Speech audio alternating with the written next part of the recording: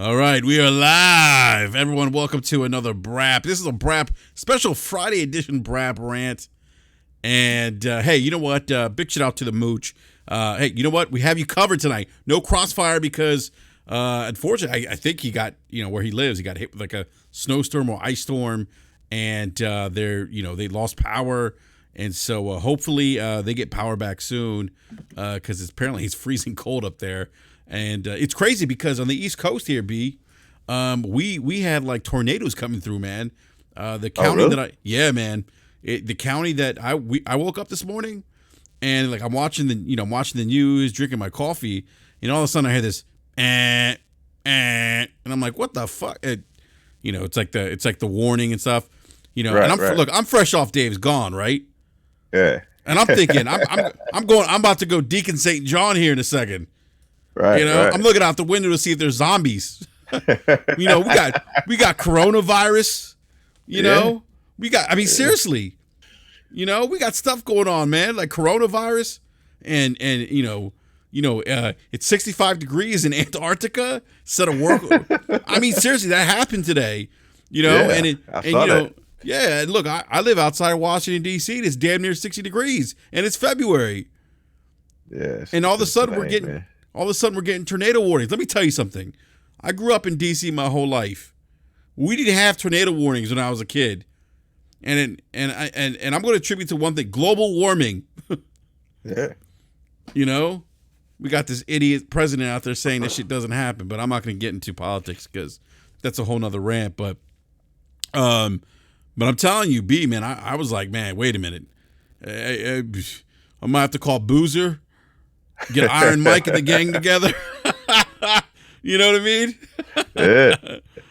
Yeah. I'm telling you, you know what, man? I know this sounds crazy, B. But I've been playing a lot of zombie games lately. I just finished Days Gone, and I just started playing Telltale's. Got it on GamePass. The Walking Dead, right? Right.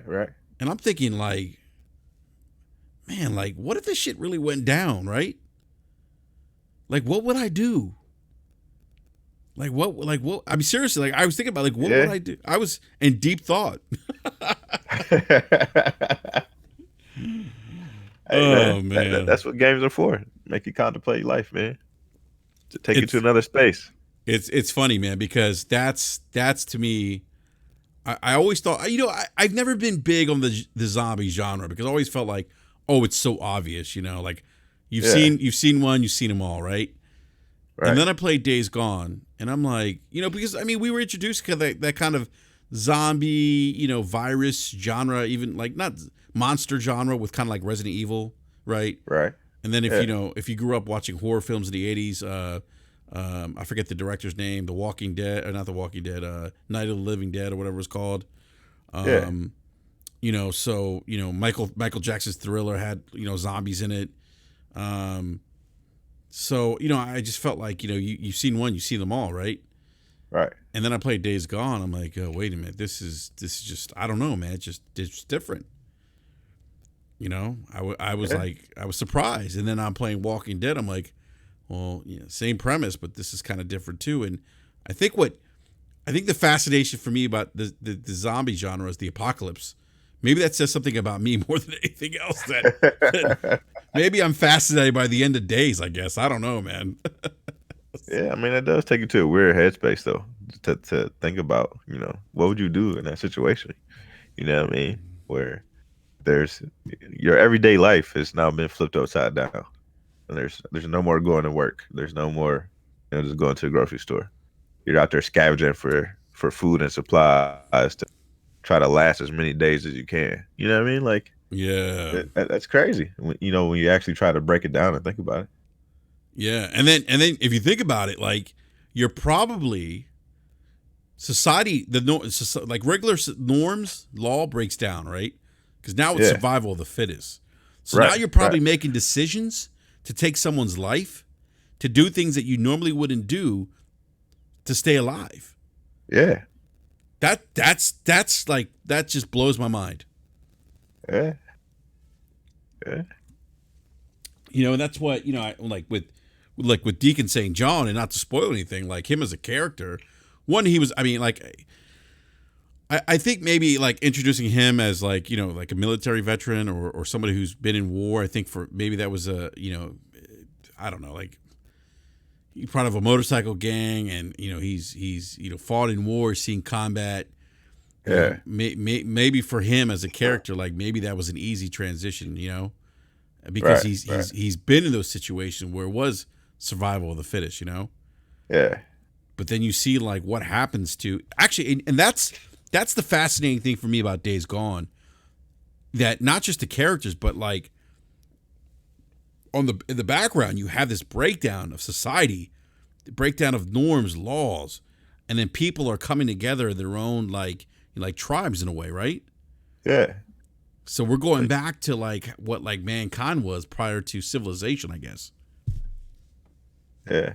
Everybody who's like minded kind of links up, and Exactly. they try to share the same beliefs, and you cross paths with somebody who doesn't, then it might be a problem. Isn't that crazy? Yeah, yeah. Sounds like the console wars. I mean, right? I mean, B, doesn't it sound like the Yeah, console wars? It's like, that's what it is, man. yeah, Everybody's kind of divided, right? yeah. Everybody, represents, one particular flag or another. And when somebody tries to go against that flag, man, there's usually problems. And you know what's funny? It's like, you know, I see it a lot, and you know, you see it a lot. It's funny, like Oh, yeah, ever since I went PC gaming, I feel so I feel like, and you know, I used to console war back in the days, and I stopped, and yeah, you know, but when I got to PC, man, and I started playing more on PC, it's funny, man. Like I even more remove myself from the noise. You know what I mean? right, right. Like I don't know how to describe it, but it's just like it just I don't know, man. Like I think I enjoy gaming more now. It's crazy. Yeah, because all that outside noise is stuff you don't even focus on. Because like I feel like when you're strictly a console gamer, even when you own everything, like you still have some sort of loyalty or some sort of favoritism to a particular Yeah, console or exactly. whatever. You know what I mean? So like when certain subjects come up, you kind of side, to that side at the an argument or whatever. Yeah, yeah.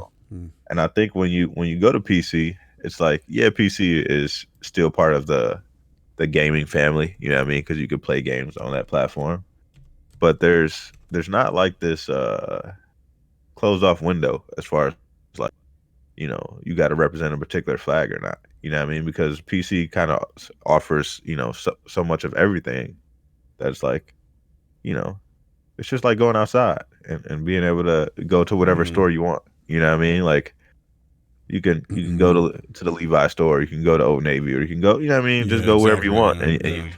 can consume whatever product that you want, and that's kind of what PC is. And PC's not backed by a corporation. You know what I mean? Right, right, Yeah, right. and that's the thing. So it's not. I think a lot of people are tied or fans of these corporations, and it's not. You know, it's Oh not yeah. like PC's not like that. Like I and actually, it's funny. There's no face of like PC. You know what I mean? No, There's no Phil Spencer. There's no Sean Layden. no, there's There's not. no Shuhei Yoshida. There's no, you know what I mean? There's no nothing like that. So there's no face to kind of represent PC, and there's no one to be like, oh well, PC is doing this for me. You know what I mean? And we're gonna ride with this guy because he's doing this stuff for PC. There's none of that. You know what I mean? It's kind of like its own little euphoria. You know what I mean? You go to PC and can kind of just relax and enjoy gaming for what it is. I mean I mean that's a great point, man. It's funny. The geeky nerd says PC part of the war though. He said they got mad in their feelings about Epic Store. So yeah, I mean yeah, there's I mean yeah, you could talk about the Yeah, you know the digital storefront wars, if you will, Steam versus Epic. You know, I mean there's that. but at You the end of the know, day, you still have your choice of store. You know what I mean? Like yeah, you get on a PlayStation, you're going to the PlayStation store. You know what I mean? Like they're going to give you the deals. They're going to give you, you know what I mean, whatever the pricing is at the PlayStation store. That's what you got.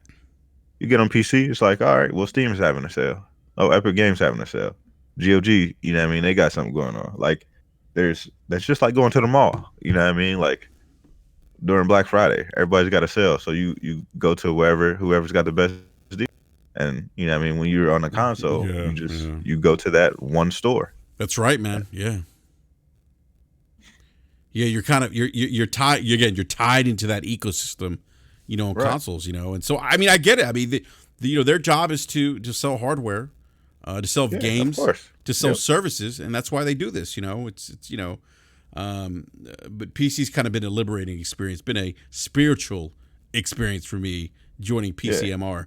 So I know people are like, man, this dude's crazy, but. But B, man, let me tell you, it's great having you on this rant, man. And I wanted to have you on because, and I know we talked about this a little bit on BRAP on Wednesday, and I just want to reiterate Phil Spencer's comments because Phil just recently was talking about. We talked about this on Saltiest Gaming Podcast yesterday, and Gaming Forte says, "What the hell is this rant about?" Don't worry about it, Forte. Just sit back and listen, sir. Sit back Or pull up, man. Yeah, Forte, or hop. You know where we at? Yeah, you know where we're at, Forte. Don't act like a stranger. You know where the trap house at, man. Pull up. The trap house. We're at the bando, man. That's right, man. Yeah. Oh my goodness. You know what's funny? Oh my god. You know what's funny? Speaking of the bando, my sister just texted me or called me the other day, and she's like, "You know what a bando is?" I'm like, "Are you serious? Are we really having this conversation?" She's like, she's talking about like, do you know what when Fetty Wap said I'm in the. Do you know what he means when he says he's in the kitchen cooking pies with his baby? I'm like, yeah, he's not talking about apple pie. I mean, what do you think it was? She said, I thought he was cooking dessert. I'm like, nah, he's talking about a different dessert. Yeah, some dessert, all right. Yeah, he's talking about some crack, I mean, like, yeah, I tell you what, man, it's funny. Like my kids, my 10-year-old more specifically, like I listen to everything, man. Like people don't know that about me. I listen to hip hop, heavy metal, country music, literally Sinatra. I love art. I love music, art, gaming. I love it. I just love it all. I mean, I do. And my kids, they listen to like my son's like, oh, who Kendrick Lamar is. What's up, J-Dub? Yo. Guy, we had to get Kratos in the house, B Money. Of course, man. So, Jay, because I want to that laugh, being messy. Don't be messy, J-Dub. You gotta stop. You know what? You're gonna get people angry, man. I see your tweets. And I just want to be like, man. Jay just getting started, man. Y'all wait till that PS5 come out. You know what, Jay? I'm gonna sit back, eat my popcorn when Sony drops the PlayStation 5 announcement, because I already know what's gonna happen. They gonna mess around and try to get Jay banned again, man. Lovely. It's gonna be man. We gonna be looking for J-Dub, man. He gonna be nowhere to be found. They gonna get that man banned out here, man. You already know he gonna be acting a straight fool. Y'all gonna see a J-Dub 2.0 out here. 1.0 gonna be banned. He's gonna change his Twitter. He's gonna change his Twitter handle to J-Dub Cerny or something like that. I'm telling you, it's funny because I already know what's gonna happen. Because look, I get everyone. Everyone's kind of upset, not upset, but we're all anxious. We want to hear about the PlayStation 5. So I get people upset about that. There's been no news, but the funny thing is when the news drops and all they have to do is talk about the release, unveil more information, and drop a CGI trailer that looks phenomenal, right? Mm-hmm. And everyone's they're gonna blow up the internet. I mean, we saw it with the damn logo. Exactly. And this is why Disney on itself, man. Yeah, and listen, and this is why Sony is in no rush. But also think about it this way, right? Listen, whatever you can think whatever you want, but everybody and their mom's gonna buy PS5. We know that, right? It's already sold. The 109 million people that bought a PlayStation this gen is gonna buy PS5 next gen. So Sony knows that, right? They got it in the bag. Here's the thing: Sony also knows that they have like 20 to 30 games that they got to sell you for this generation. They have still their biggest games of the generation yet to come this year. So Not sure if they want to overshadow what they got coming for this generation, for the next generation. So I think that's buying them some time, whether it's a month or two or regardless. I think that's fair game. I mean, you got Ghost of Tsushima, Neo 2, The Last of Us 2, um, Iron Man, a couple more other games that I'm probably forgetting, but the long laundry list of first party games are we still have them to come, and these are by no stretch of the imagination small titles. These are people have been waiting this whole generation to play The Last of Us 2. You see what I'm saying? Yeah, absolutely. Yeah. I mean, dude, I played The Last of Us, and I'm like, I can't wait for The Last of Us 2. That's why I bought a PlayStation 4. Exactly. 7 years after the fact, but that's in regard. I mean, that's irrelevant because there's other stuff that they dropped. You know what I mean? Yeah. So Sony, the ball's in their court. They know what they have. They know they look at Twitter. They look at YouTube. They see the anticipation. They see breaking records by just dropping a logo of the same logo from the previous unit. They know, they see this. They got this. So not saying that they're getting carried away and they're getting cocky, but for good reason, they do know that they have time on their side. They're in no rush to go into the next generation. They have the mind share, and mind share is something that money can't buy. You know what, man? I've been go ahead. Pay attention to the PlayStation Twitter account. They've been way more active than they ever have been. In 2019. Like they're talking about games. You know what I mean? Like every day they're promoting stuff that's coming up.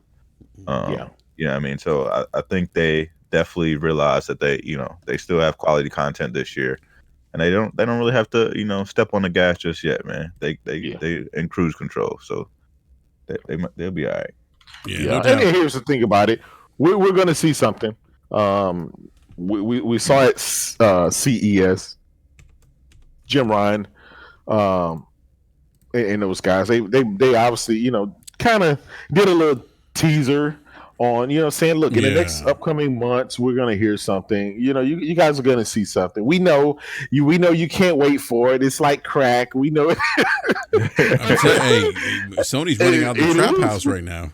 Exactly, and they know it, man. And I'm not gonna lie, man. It's hilarious to because I just laugh so much about it. How, man, Sony can just drop one tweet and shut down the whole internet, where other companies would have to shell out millions and millions of dollars and do big, huge events just to try to get a fraction of the attention that Sony's getting with PlayStation, and that just tells me where they are in gaming. That shows me the different positions. Yeah. Hey, real quick, guys. Go ahead. I'm sorry, I don't mean to interrupt. I got to pay the bills here.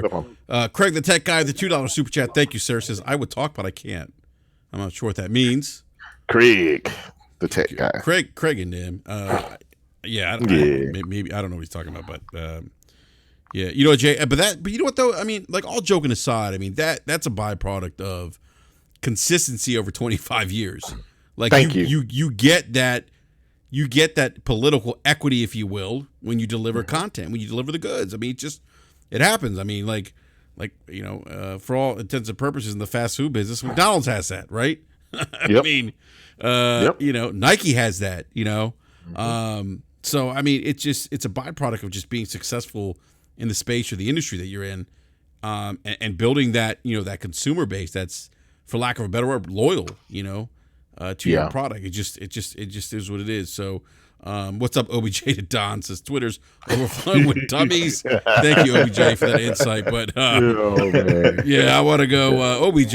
We got to get OBJ back on the Brat, man. Remember when OBJ was here, B Money? That was wow. Man, it was greatest time in life, man. Anytime OBJ pulls up, man, I don't care what show it is, man. I'm tuned in because that man is a straight fool.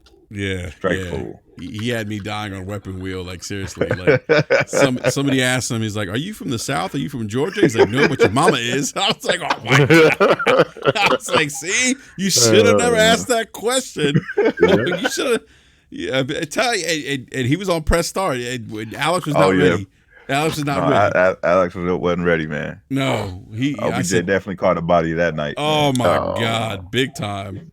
Yeah, and I felt like OBJ knew, like he was teeing him up. Like I could see him just like kind of, that meme of what's his name of the Birdman, what's his face, Manny, not Manny Fresh, what's his name, Baby. Yeah, baby, yeah, baby from Cash Yeah, Money. with the hands. That meme with the hands. That was OBJ the Don.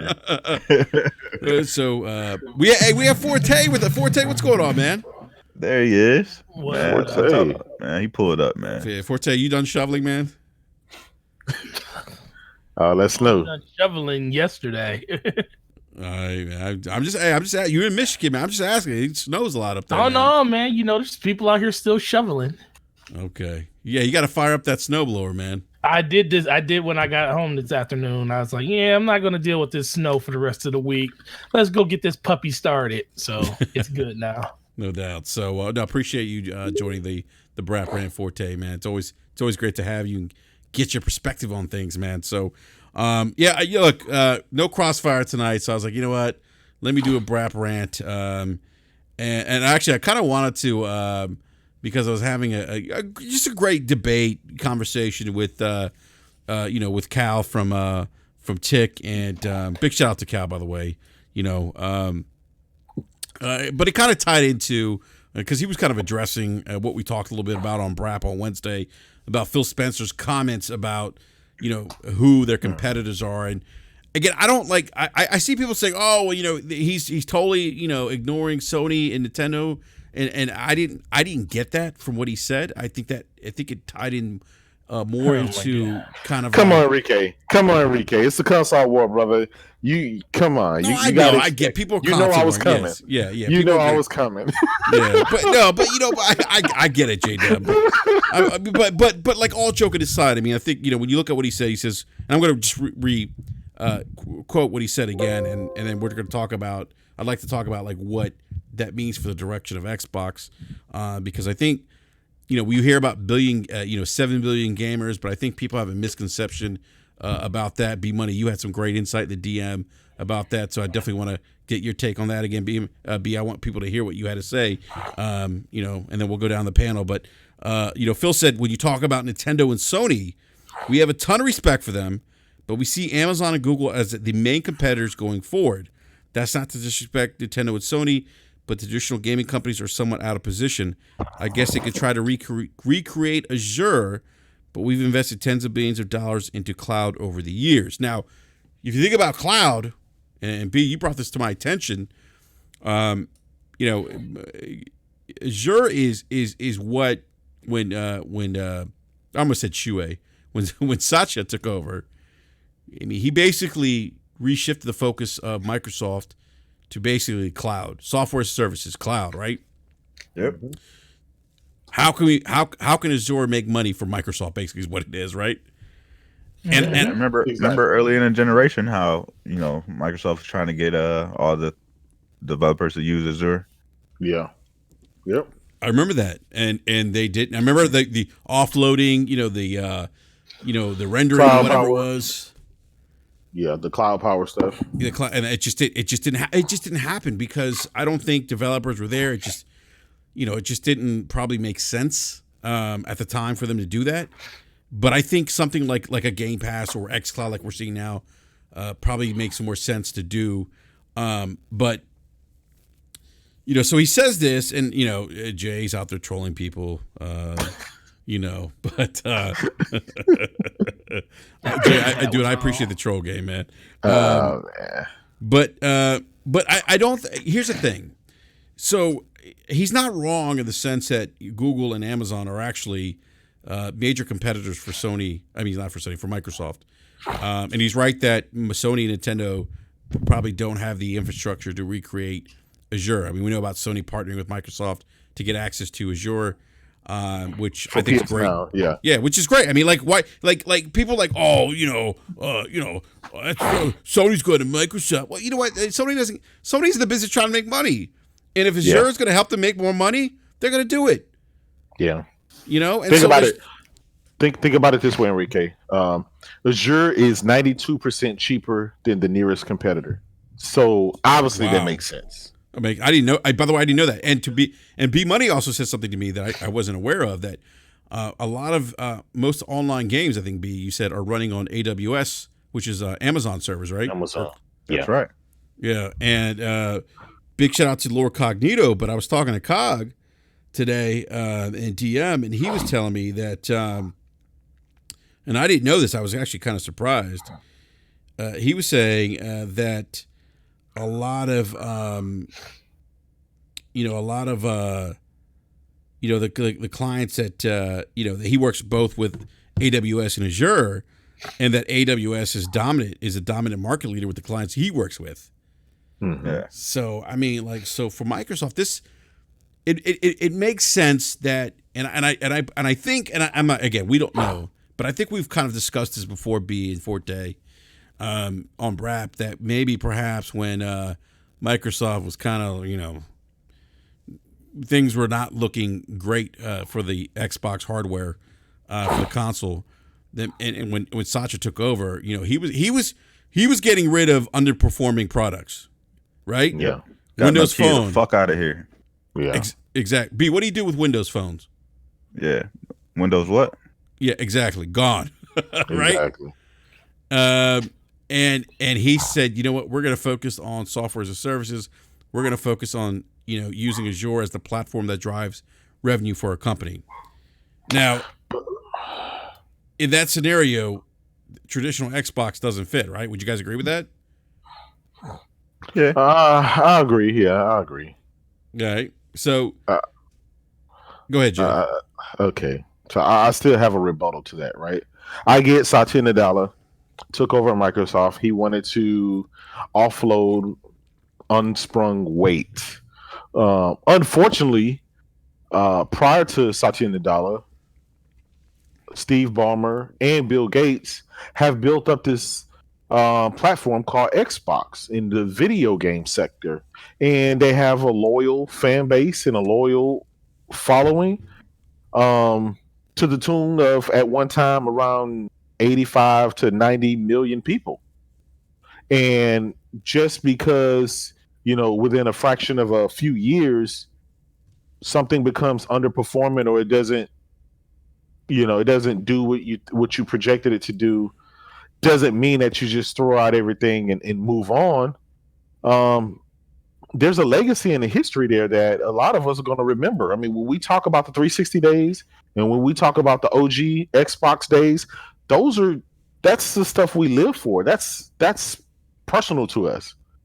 And I get it. It's a business. I get it. They only, they care about the dollars. I get that. But technically, I don't care about Microsoft themselves. I just care about the product that I like, and the product that, I've been playing with for the last 15 years, these products. So as a gamer, right? And I don't care about the money. I don't care about their business. I care about the games and the console that allows the games to run. That's what I care about. So it's disheartening for me to believe that they said, okay, well, we potentially are just going to throw away all of this goodwill and all this good stuff, and not even going to try again to compete. When, think about it, Sony was struggling, selling buildings to keep the light on, to invest. Nintendo only does video games, so that's where their money go to. These guys double down on their products and on their stuff, and to try to get more and more gamers and do that. And when you take the world's richest company and you say that there was a point in time in this generation where they didn't feel like it had any value, as a gamer, that's not a good feeling for me. I mean, I get it, man. I hear what you're saying. Forte, I heard a sigh, man. What do you want to chime in? No, I just said that's interesting. It's like I hear so many different conversations around, especially last gen, because last gen 360 PS3 was so great for Xbox. But when you talk about those numbers, you hear people in the back always talking about it. Even the reporters even come out saying, of the 86 million or 83 million they sold, that they were counting sales from the fixes they were doing on systems back in the day. So that 82 to 83, was that truly 82 to 83? Because right 40. now we're looking at 50. They're rumored to be around 50 million. Yeah. So Yeah. Well, I think how far really are how far off are they really from what they were last gen? Now, granted, they did lose people. I mean, we know they definitely lost people because I've always said that there are a bunch of PlayStation fans that did not buy Xboxes this generation. I will hold steady to that because they already are in the PlayStation ecosystem. You have to give them a reason to buy another system. That's why Nintendo Switch is doing so freaking well right now because they're giving people a reason to buy the second system. Xbox didn't give people a reason to buy an Xbox this generation. So that 100 million people that's got PlayStation out there, at least a good 10 to 15 million of those people didn't buy an Xbox this generation probably.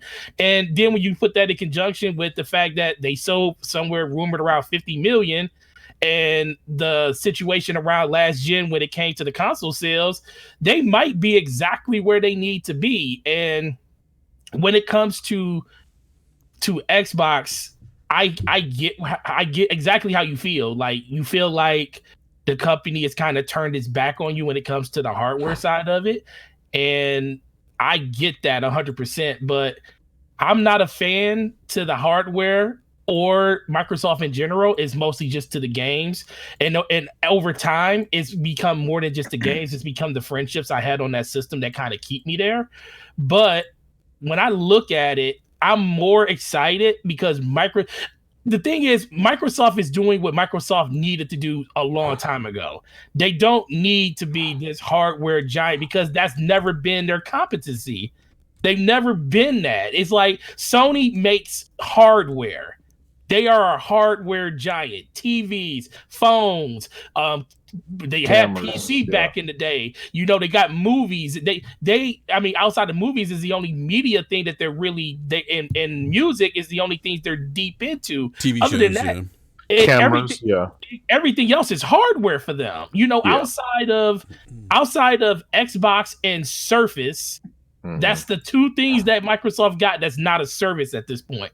And when I look at them, it's like you can see that they're way more confident now because they're in a space that they know they can operate in. Yeah, and they feel comfortable there. And it's not to say that it's right or wrong and this and that, but as a gamer, as long as the company is giving you the thing that you need to indulge your gaming in, which is games, that's all I care about. I don't care how it happens.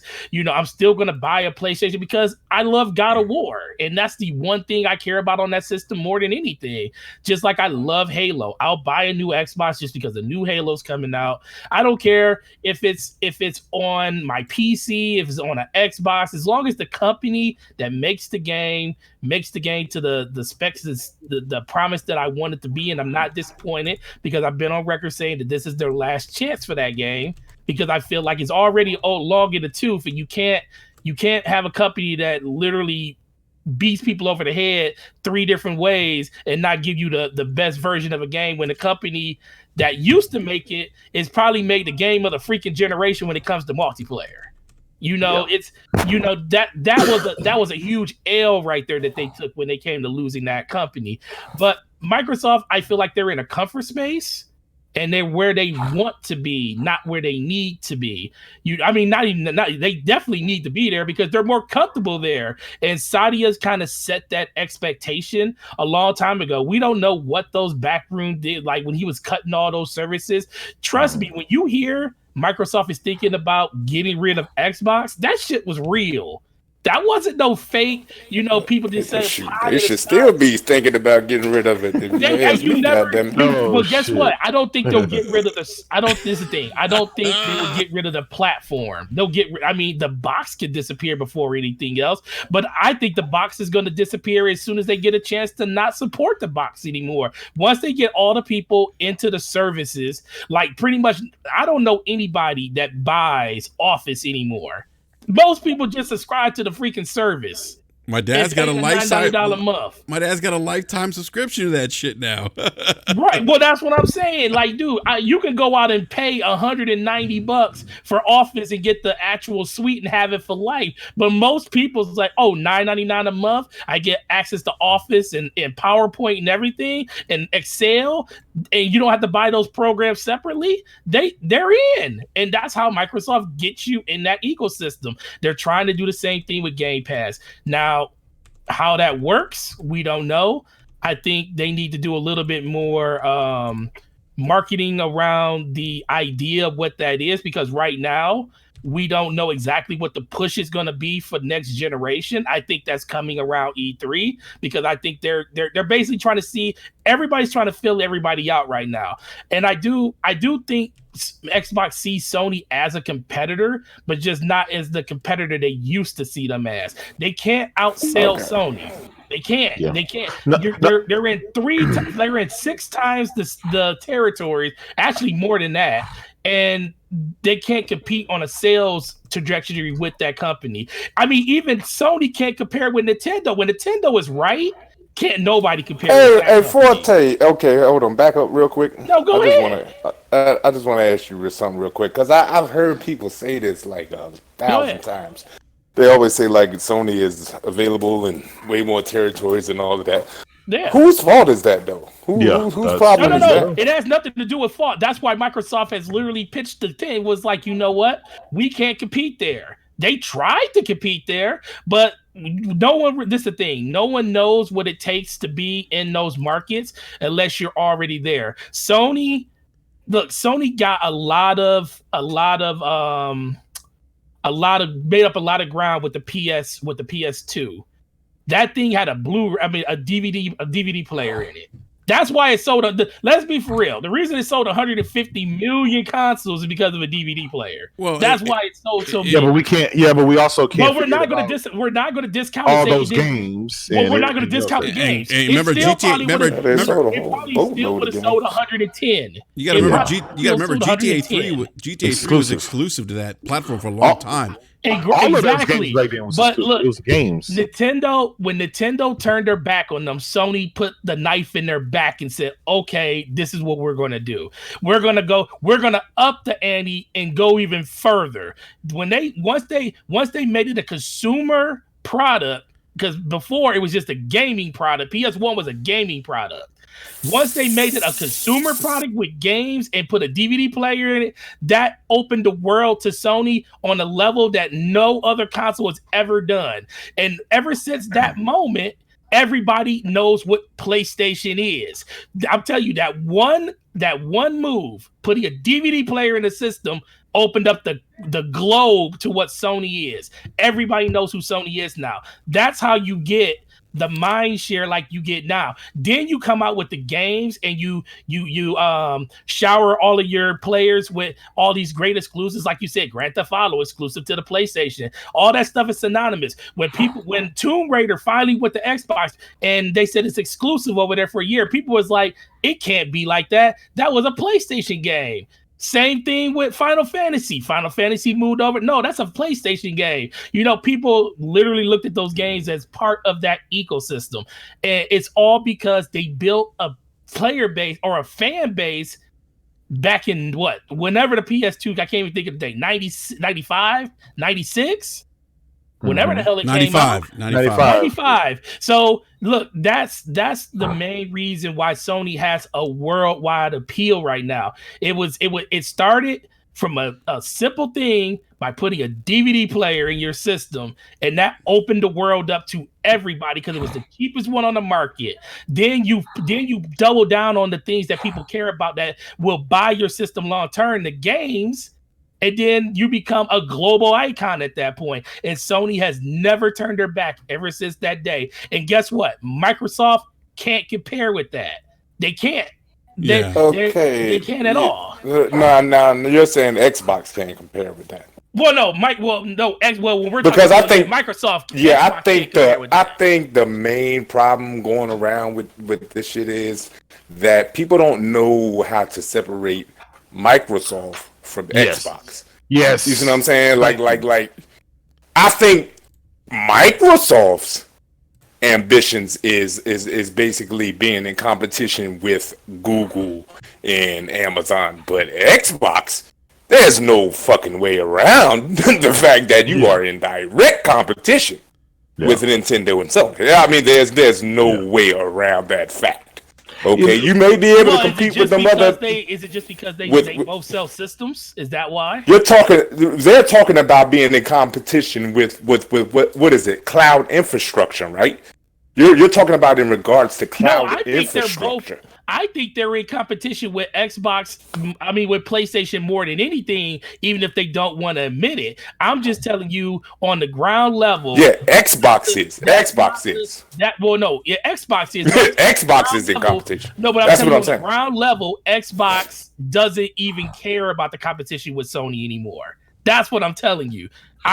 It's not saying they know they're in a fight with Sony, but they don't care about the direction that Sony. Well, I mean, we can't say you don't. Hold on. That's impossible. That is fucking possible. You can't not care. You are literally in direct competition. You tell me you have a console.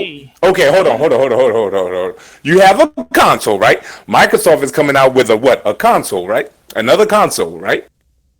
Okay. Are they not? They are. That's it. It's called an Xbox. That's Xbox, the gaming division, which is Xbox, right? Okay, we're not talking about cloud infrastructure, renting out your servers and shit like that, other motherfuckers. We talking about Xbox. I'm talking about who is Xbox in competition with. It ain't Google.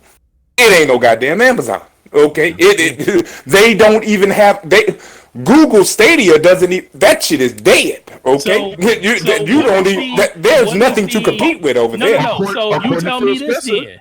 That's their competition. Let me tell you this. Let me ask you this. What is the focus point of Xbox? What is their focus? The focus point of Xbox is their focus services and whatever the fuck it is. On as an entity inside of Xbox, what are they focused on?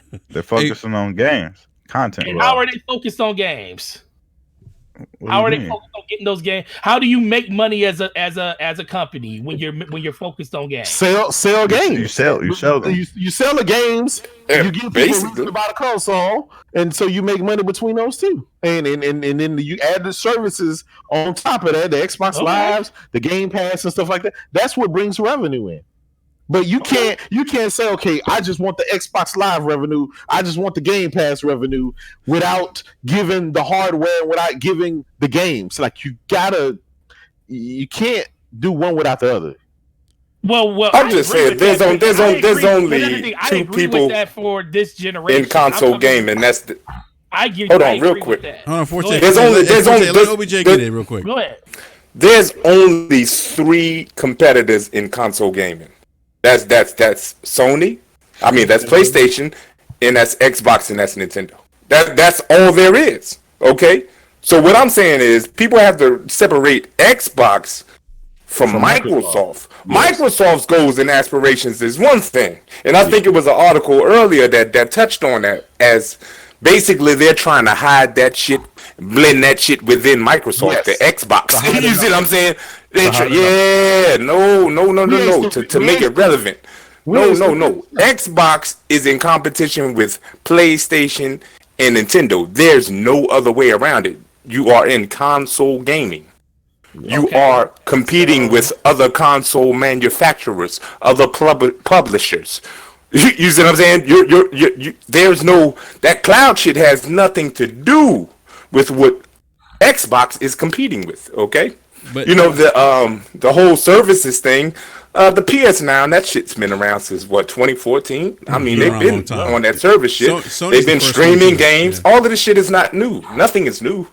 Yeah, I do think that though with Xbox, the reason. Look, they are, and I don't think Phil said otherwise. They still are in direct competition with Sony and Nintendo.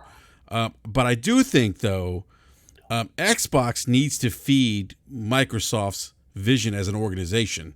It can't be separate from Microsoft. Like that's not going to happen anymore. I'm going to tell you this. I wish, looking at Xbox and what the position it is and how Microsoft is handling it, I think it was right for the shareholders back then to say, hey, let's spin this shit off to its own division, its own company, so this doesn't drag down our our investments and our financial sheet. And let's see what it could do, because at the end of the day, man, we are here for gaming. Like I see a lot of people talk a lot of Microsoft talk. Like they talk about, the clouds and all kind of other sectors that have to do with nothing to do with gaming. And at the end of the day, I'm only in there for the games. That's why I say I could care less Microsoft itself. I care and I love Xbox, the gaming side. Same with Sony. I don't give a damn about any of the other shit. I just care about PlayStation. Yeah, I don't give a fuck about no PlayStation now. I care about the gaming. So just because even if they didn't bring out a system and you still have the service, the games are still there. It's not you're competing in gaming regardless. It's not like they took the games and said we're not even making games. Your cloud infrastructure is not competing with Sony. Sony isn't in the business of renting out servers and shit. They ain't in the business of that bullshit. Wait, Game Pass isn't even a cloud service. Game Pass is something you can literally play on hardware, and that's the thing. Well, I mean, Game Pass is that's a whole nother. Yeah, that's a service. That's the number one shit. Game Pass, fuck. PS Now is Game Pass right now. That's what the fuck that shit is. I agree. But Sony isn't putting focus like Microsoft is. Because Sony is dominating in the Sony's games sell. That's the only difference between PS Now and goddamn Game Pass right now is that Sony doesn't put their own fucking first party games on there day and date. And why the fuck would they? Okay, that's the only difference. Okay, they both go out here and get third party deals to put third party games on their goddamn system. That's it. You know what I'm saying? After they've already been out for a minute. You see what I'm saying? It's the same two services, but at the end of the day, made the decision that they made because they know system to system they're not going to even compete with PlayStation. That's why they're putting their stuff in there. Why wouldn't they try? They listen. Last generation, they knocked it out the park, right? They knocked it out the park. They came from being a no name in the industry to being a juggernaut. I'll even give it to them last generation. I'll say, fuck it, they won, even though... they did have a year head start in the first place. But at the end of the damn day... You're talking about they had a year head start. They had the easier to develop for a platform. Yes. So, of course, the games was going to run like third-party games ran better on the system. Yes. But guess what happened at the very end of that generation? What happened at the end of that generation? They stopped making games. They definitely stopped making games. But what was the score was already tied by the time they stopped making games. No, it wasn't. Yeah, in 2011, when they shut down 2011, when they stopped making first-party games, that score was pretty damn near tied. It was like 70-something million to like 69 million or 70 million at that point. So listen, okay. So the problem was that they were still making the same games over and over again. Oh, I agree, and they're still doing that today. Okay, all I'm saying is the reason why Sony came out and was able to compete and dig out of that fucking hole that they dug themselves is that the content that they were signing and the first party content was way more diverse than the stuff that was offered on Xbox, and that's what actually got them to dig out of that hole. Listen, Microsoft got godly money. They got unlimited amount of money. So when people bring up their financials and how it is, it's like they have unlimited amounts of money compared to Nintendo and Sony, and yet their willingness to Microsoft does. Yes, Microsoft. But that's the parent company. I mean, if they want, look what I think Bill Gates or Steve Ballmer did when they had the Red Ring of Death. He said, he'll go a couple of billion, go fix that. They had to be willing to invest in that. That's what I'm saying. Everybody got a budget. Money don't grow on trees. Rich companies don't stay rich by fucking just tossing away money. That's all I'm saying. Exactly. Let's keep the cloud infrastructure shit. Now, if you want to talk about services, streaming services, like Stadia. You know That's what I the mean? future, If you want to OBJ. say you're competing with, that's one thing. But I'm talking about the cloud infrastructure shit. Basically, you just renting out your shit. That ain't got nothing to do with gaming. Okay, you see what I'm saying? That's Microsoft's money shit. That's their endeavors. But I'm talking about Xbox. So I get that point, but I think what Phil's saying though is that these companies like Amazon, everyone's like talking about Amazon. Amazon's getting into gaming, and what happens with They Amazon? ain't done a goddamn thing though. No, they haven't done Who the anything. fuck is? But They Google's ain't got gonna it. do nothing. But Google's How got you it.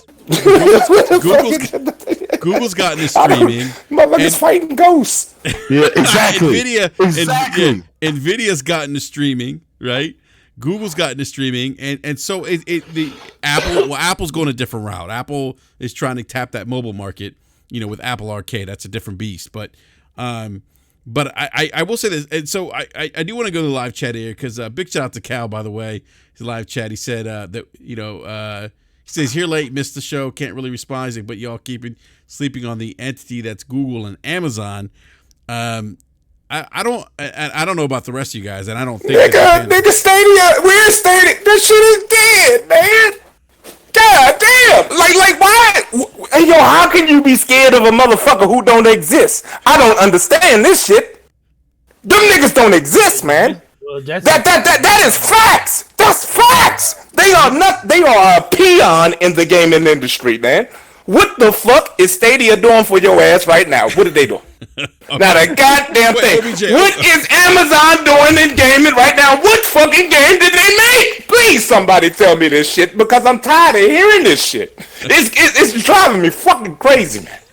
Really, I don't understand where y'all. I mean, I've been hearing this shit for years and years. Oh man, y'all better be ready for Amazon. Y'all better be ready for Google. Oh, you better be that. And then Google came out with the little shit. I ain't heard a goddamn peep. Not a goddamn peep. No one fucking cares, man. The competition in gaming. Listen to my words that are coming out of my mouth. In gaming, the competition is between three motherfuckers. The same motherfuckers that been here for fucking decades. Sony, which is PlayStation, motherfucking Xbox, and goddamn Nintendo. That's it. There is nobody else. But there is nobody else. OJ, I understand your point. I understand that Google, look, they haven't really, lit the world on fire with Stadia. I get that. But they are in the realm of gaming now. They're trying to be a disruptor. They haven't done that yet. Okay, Enrique, are they competition? Well, for Microsoft, they are from a cloud perspective. Go ahead. They are technically a competitor at the end of the day, but they don't have anything to bring to the table at the moment. So, 5 years down the line, yeah, they could be a major competitor. Okay. So are we? But that's just like when Xbox was introduced, right? Everybody laughed them out of the gym. Nobody took Xbox serious. But guess what? A couple years later, 360 came around. Everybody took their ass serious. So, like we got to give them time at the end of the day. Like, Google's tipping their toe in the pool, and they want to see if they can get busy. If we give them a couple years and they still ain't getting busy, then we get them the fuck out of here. Well, if they had came in this motherfucker with a console in the first place, then maybe I would look over there and be like, oh, you better watch out for them niggas. But they came in this motherfucker with streaming games only, okay? That shit is dead. It's been dead since On Live. That shit has been dead. Every time they have attempted this shit, that shit dies. I'm telling you, nobody can give me proof of this shit ever being successful. So, OBJ, I'm telling you right here. Go ahead, Jay. With that being said, these are the guys that Phil Spencer want to focus on right now instead of his direct competitors, the people who are selling consoles and making games like he should be. But Jay, this is the thing, Jay. So this is the thing. So like everybody's uptight because he's talking about the whole 7 billion gamers, right? And he's using services like GamePass. Break that down, by the way. These whole 7 billion gamers or whatever, that everybody keeps talking about. At the end of the day, like what Xbox is doing with Game Pass and what they're going to do with xCloud, that's only going to hit a certain sector of gamers. You know what I mean? These 7 billion gamers that they keep talking about, those are mobile gamers. They play mobile games. They play addictive games that they can play for 5 minutes while they wait for Starbucks. You know what I mean? While they're on the train going to work or coming home. Like those 7 billion gamers don't give a fuck about Xbox or PlayStation or Nintendo, because if they did, the consoles would sell way more than they are. My nigga. So as an Xbox gamer, hold on, Jay. Let me finish real quick because I know he's got more. So yes, they can, Microsoft can come with this xCloud thing. They can come with Game Pass, and then they can try to compete with Google and Amazon in that space as far as streaming games and things like that. But that's only going to hit a certain sector of gamers. If you're a console gamer, you play on console. If you're a PC guy, yeah, you might jump on Game Pass and xCloud and try it out every now and again. But the reason why you're a fucking PC guy and the reason why you spent $2,000 on your PC is because you want the best shit that you can have. You want to be able to leverage that fucking hardware that you went and spent all that money on and sit in front of your rig and get busy. Those 7 billion gamers don't give a fuck about that. Hey, if you go look at some of the top selling, top downloaded games on mobile games right now, I only found one game that was downloaded over 1 billion times, and that was fucking Subway Surfers. You think somebody playing Subway Surfers gives a fuck about playing Call of Duty or playing, Halo or playing Uncharted? No, they don't give a fuck. That's why they stay over there in that space. Crashers, fucking Candy Crush, all that shit. Those get downloaded 500 million times, close to 1 billion. People don't downloads. Them people don't give a fuck about console gaming.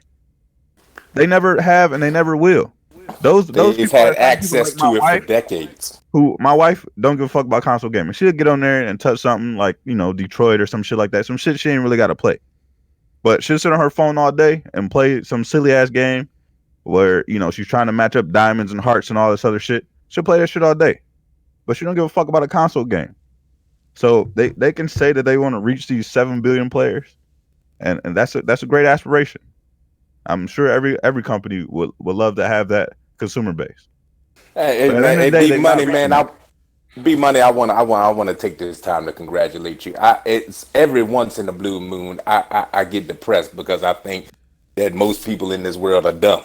Okay, but it really does coat my heart, with actual love and tenderness to know that there are some people here who actually know what the fuck they're talking about. You know what I'm saying? That's a beautiful thing. But you're right. They don't give a shit about no damn console games, man. But they don't care. I mean, we've been you and I, we've been doing this for a long time. Gaming, it is, right? We've been doing this. I mean, I'm assuming you're probably around the same age as me, Atari, right? Yeah, buddy.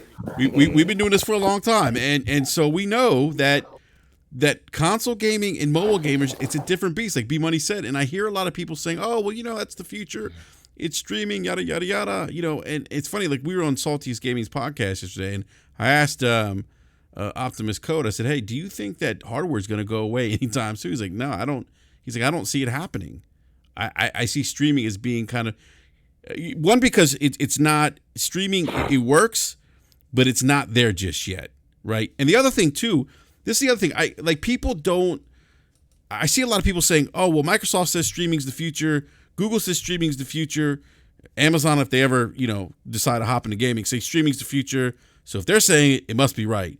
But what no one's asking is, well, the industry hasn't said it's right. Developers aren't necessarily completely on board with this because there's a lot of impact that streaming can have to gameplay design choices. Can we stream these big AAA experiences and still have that one-to-one experiences that we have on console? Can we do that? We don't know that yet. I'm on xCloud right now. I'm on the beta. It works. But there's certain games that don't work very well on that service. Doesn't mean the service sucks. It just means that there's certain games that don't work as well.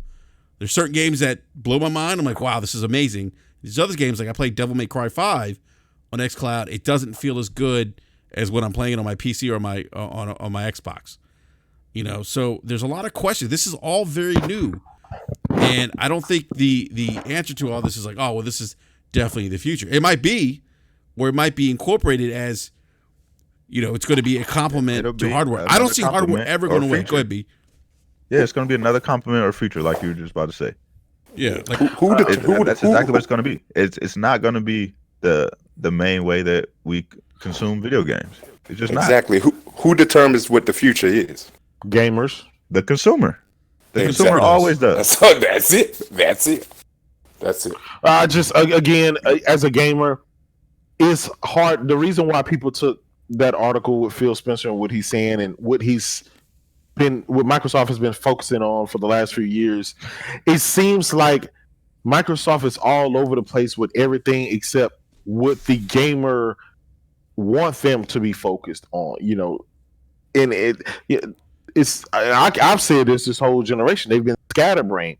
They're focusing on any and everything instead of, and they're the master of none. If they would just hunker down and focus on one thing and just master that before they move to something else. They're trying to get the cell phone crowd. They're trying to get the console crowd. They're trying to get the PC crowd. They're trying to get this and that.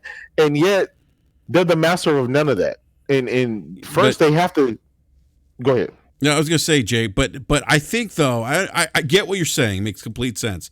But I do think though this move though to go to cloud is them trying to master what they're good at as a company.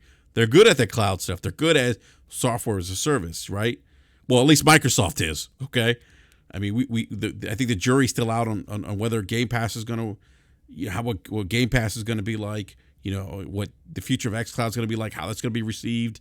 I think that they're trying to get there, but I mean I see your point, but I got to pay the bills real quick too. Sovereign Cogito says Sony fanboys using perceptual and apologetics again, circular arguments. Xbox studios are dealing with first party AAA bangers with all studio acquisitions and some. What? Yeah, I mean, what is he talking about? And look, man, would y'all stop talking about acquisitions and stuff if y'all so against exclusives in the first place? Really. Well, here's the thing. Why are you talking about any of this? Really, I don't want to hear anybody talking about a Series X either, man. I mean, if so far as I'm concerned, everything, the cloud gaming is the future. Y'all shouldn't be concerned about getting a Series X or PS5. None of that. You know what I'm saying? Like, really, streaming is the future, and exclusives are bad. You know what I'm saying? So you shouldn't be hyping up no Ninja Theory side, and you shouldn't be hyping up none of that. If anything, you should be clamoring for Hellblade 2 to come to the PS5s. Exclusives are bad. Exclusives are bad. Yeah, okay. And then so I'm sorry, guys. Sovereign Cogito with the $5 super chat again says Sony and Nintendo need to be concerned about Google and Amazon. Nintendo ain't concerned about nobody. Yeah, I would say Nintendo's going to say hold my beer. Sony ain't concerned about nobody. Like, they're good in the space that they are with the PlayStation division. Like, it's been more profitable now than it's ever been. So if they are, in 20 years, we still playing consoles, PlayStation's going to be good where they're at. Nintendo's going to be good where they're at. Microsoft will be good where they're at as far as the console space. Like, everybody keeps talking about they need to be worried about Amazon. They need to be worried about Google. Amazon and Google don't work in the console space. So at the end of the day, like, it doesn't matter. You know what I mean? Amazon is working on a MMO right now when it releases. Let's see how it does. Until then, like, it is what it is. Like, yes, Amazon is one of the richest companies in the world. Highest stock prices you can find around. They're fucking worth trillions of dollars. But until they get in the gaming space and actually, start slinging their dick around, they're irrelevant. Yes, they in 5 years they could be something. It could be something worth looking at. Hey, look, all the money that Microsoft has couldn't make that damn Windows phone popular. You understand what I'm saying? Like, all the money and resources that Microsoft has could not make their damn phone popular, okay? You know what I mean? So just because you are rich and caked up, it does not mean success in various scenarios. You know what I'm saying? I mean, yeah, there's truth to that. I mean, and Microsoft is the only company. We've seen it with other companies who try to hop into different spaces that haven't been successful. I mean, you can look at Google. Google is not successful with the fucking Pixel phone. I was about to say that the Pixel phone is a fucking embarrassment to them. They wish they can get rid of that shit. Nobody cares about a Pixel phone. Look around. Ask somebody who got the Pixel phone. Chances are you ain't gonna find one. Nobody gives a fuck. Get rid of it. They're gonna get rid of it pretty soon because that shit don't sell. I don't know, man. I don't know. I don't know. Maybe as a console gamer, the console gamers want Microsoft to fight back harder the traditional way. And I know there's a lot of guys. They go with the flow, whatever field and whatever Microsoft says they're going with their gaming. That's where they go. That's where their gaming habits. If field says it's the cloud, then guys get rid of their console and go to the cloud. And that's just kind of how it is with some people.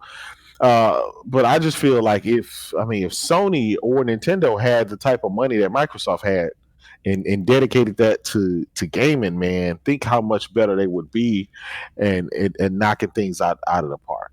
And while a lot of these guys, this I forgot his name, Sovereign Cognito up there, why he says, first party AAA bangers, it's like, let's stop. Microsoft didn't buy these indie and AA development teams to make a bunch of AAA games. They bought them because, in Phil's own words, be more flexible. They can crank out more of those games. Quick turnaround. Quicker, and for GamePass. That's his words. So you got to take that up with him.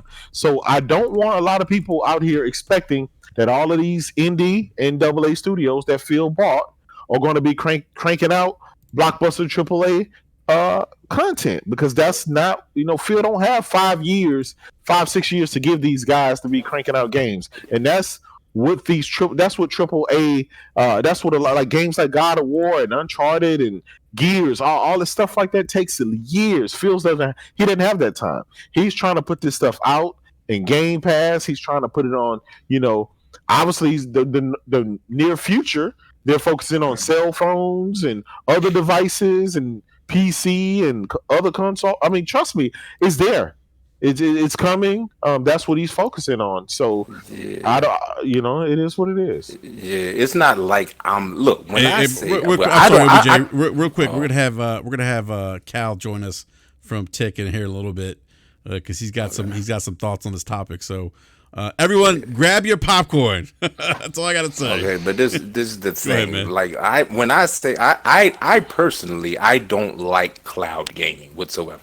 I do not like streaming games. Okay, I just don't like it. I don't care. I was one of the first testers of the on live experience and shit. You know what I'm saying? That was terrible. I was all hyped up for the technology. I thought I wanted to, and then I tried it, and I was like, yeah, I'm good. You know what I'm saying? Like, I never want to do that, right? However, I'm not saying that can't exist as an option. I'm saying I believe that everybody's service, PS Now when it comes to streaming, your xCloud when it comes to streaming. I don't know how long Stadia is going to be around, but hey, they got the little shit. It depends on their expectations. I think that all these services, especially with Microsoft and Sony, because at least they have the actual console to fall back on. I think that all these services can exist as an option, but when you start talking about if your expectations are truly 7 billion gamers and what? Nah, you're never going to reach. It's never going to reach that potential. It's not even going to reach a bill. Like, this is the thing. I don't see them. Either service having more subs than a console would sell, than your highest console would sell, which is I don't see no service getting more than 100 million subs. Yeah, I agree. Hey, real quick, we have Cal-El joining us. Cal, this might be the first time you've been on Brat, man. Welcome, dude. Is he there? Cal, you there? I don't know if he's there. Can't hear you, Cal. Cal, if maybe he's not there. You know what though, OBJ. It's the thing is what people don't realize. I think B Money touched upon this. It's a different demographic. Matt Piscatella even mentioned. MPDano said. Hey. If you want the mobile crowd, you're looking at free to play games. You're looking at games that attract to that crowd. It's a different beast. It's not. I want people to stop saying like that mobile gamers don't spend money. on games. No, they do. Because they spend money within the game. Within the game, right. Yeah, they don't spend money on games, and they spend their $15 to $20 a month. You know what I mean? Download packs or whatever the fuck it is, in those games. So you know what I mean? Those gamers spend money too. They just you see what they did with Call of Duty? They made it into a mobile game. Okay, yeah, it is a free download, and they have in-app purchases tailored with touch controls. Tailored for the mobile gaming audience. If you want your game to be successful, you have to do it that way. Just putting a bunch of console games and trying to translate them to mobile, it doesn't work that way. It doesn't work that way, man. No, it doesn't. And I hear a lot of people say, "Oh, well, the younger generation of gamers coming up, they're going to they're going to buy into that model." And the thing is, and I have young kids, and when they're gaming mobile, they're gaming on like that mobile Call of Duty game you just mentioned, OBJ, right? That's their expectation. They're not and they're gaming on the fly. But I think a lot of the streaming stuff and a lot of the cloud is, and I really believe this, I don't think that hardware is going away anytime soon. Number one, I think you're always you're always going to need hardware, right? Whether it's on a mobile device, phone, TV, whatever the case. There's always going to be. I mean, we have dongles right now, for streaming products. Yo, right? y'all can hear me? Yeah, Cal, you there, man? Yeah, I'm here. My bad. Cal, hey, dude, welcome to Brap. Hey, welcome to Brap. I think this might be your first time here, man. So it's great to have you on, or maybe second time. I think we had you on one time. I've been on Brap a few times. Yeah, I think the last time we had you were driving. you were in your car. I remember that. So hey, welcome to Brap, man. I'm glad you could make it, man. We just want to get your thoughts on some of the topics we're talking about, because I know we were talking about stuff on Twitter, kind of going back and forth a little bit. But I'm really interested in getting your perspective on the whole cloud thing, the future of gaming, and so forth. Yeah. First, let me say that the thing that people is that Amazon and Google have the same financial back as Microsoft. The thing about Microsoft, let me plug my phone. The thing about Microsoft is that when you got that kind of financial backing, you have the money to continue to take risks until you succeed. Any other company would have already failed a long time ago. There's reasons why Sony had to restructure to get to where they are. Because of that, they've been successful with PlayStation.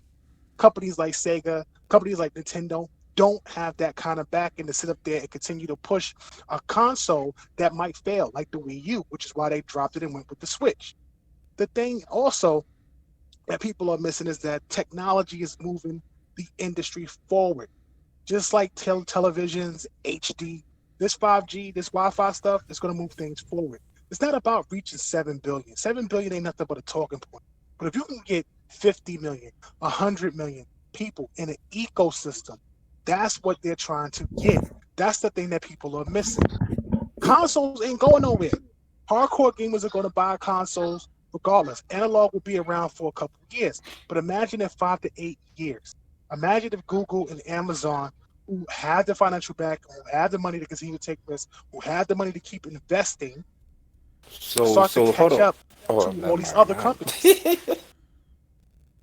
So your solution to everything is to throw money at it, no matter if it fails or not. And you're saying just because they have money, they're interested into continuously throwing money at something that they're losing.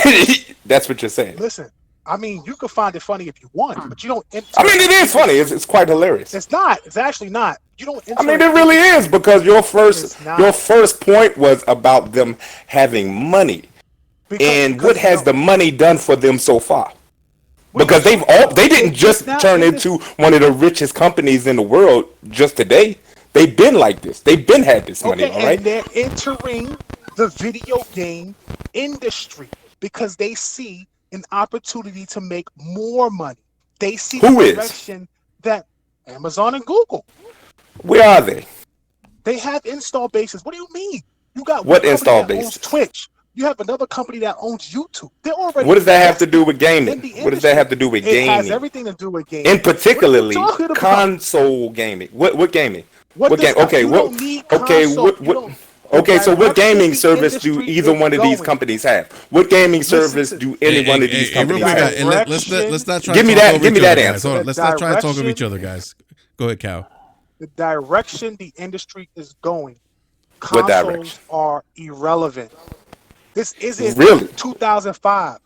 It's Really? not 2010. Really? You see all these companies jumping into different ecosystems. Really? While PlayStation is dipping their toes in the water and releasing games on PC. Really? You know what a console is? A console is really. Okay. So let him finish, OBJ. Let him finish, OBJ. Right. Consoles is a means to play a game. Am I right? Or am I right? It's a means to play games, correct? Mm-hmm. Console is more than a means to play a game. Console is these companies' whole goddamn storefront. But go ahead.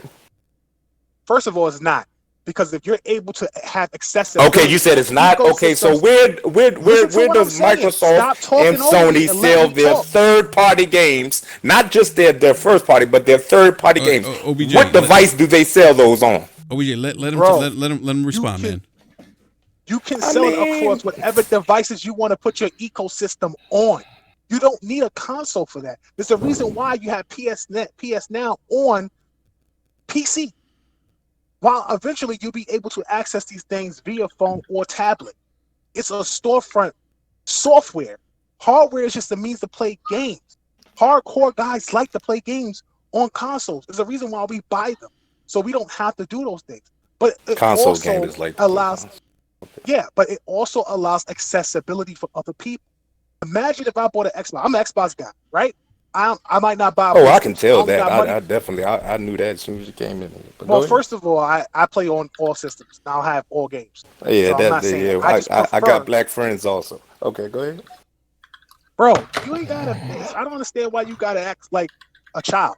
All I'm trying to explain to you. The only child here is you. The only child here is you, son. Hey, God, let's have. Might be mine. Hey, let's have. It might be mine. You might be my child. No, OBJ. Let's have a civil. OBJ and Cal. Let's have a civil conversation here.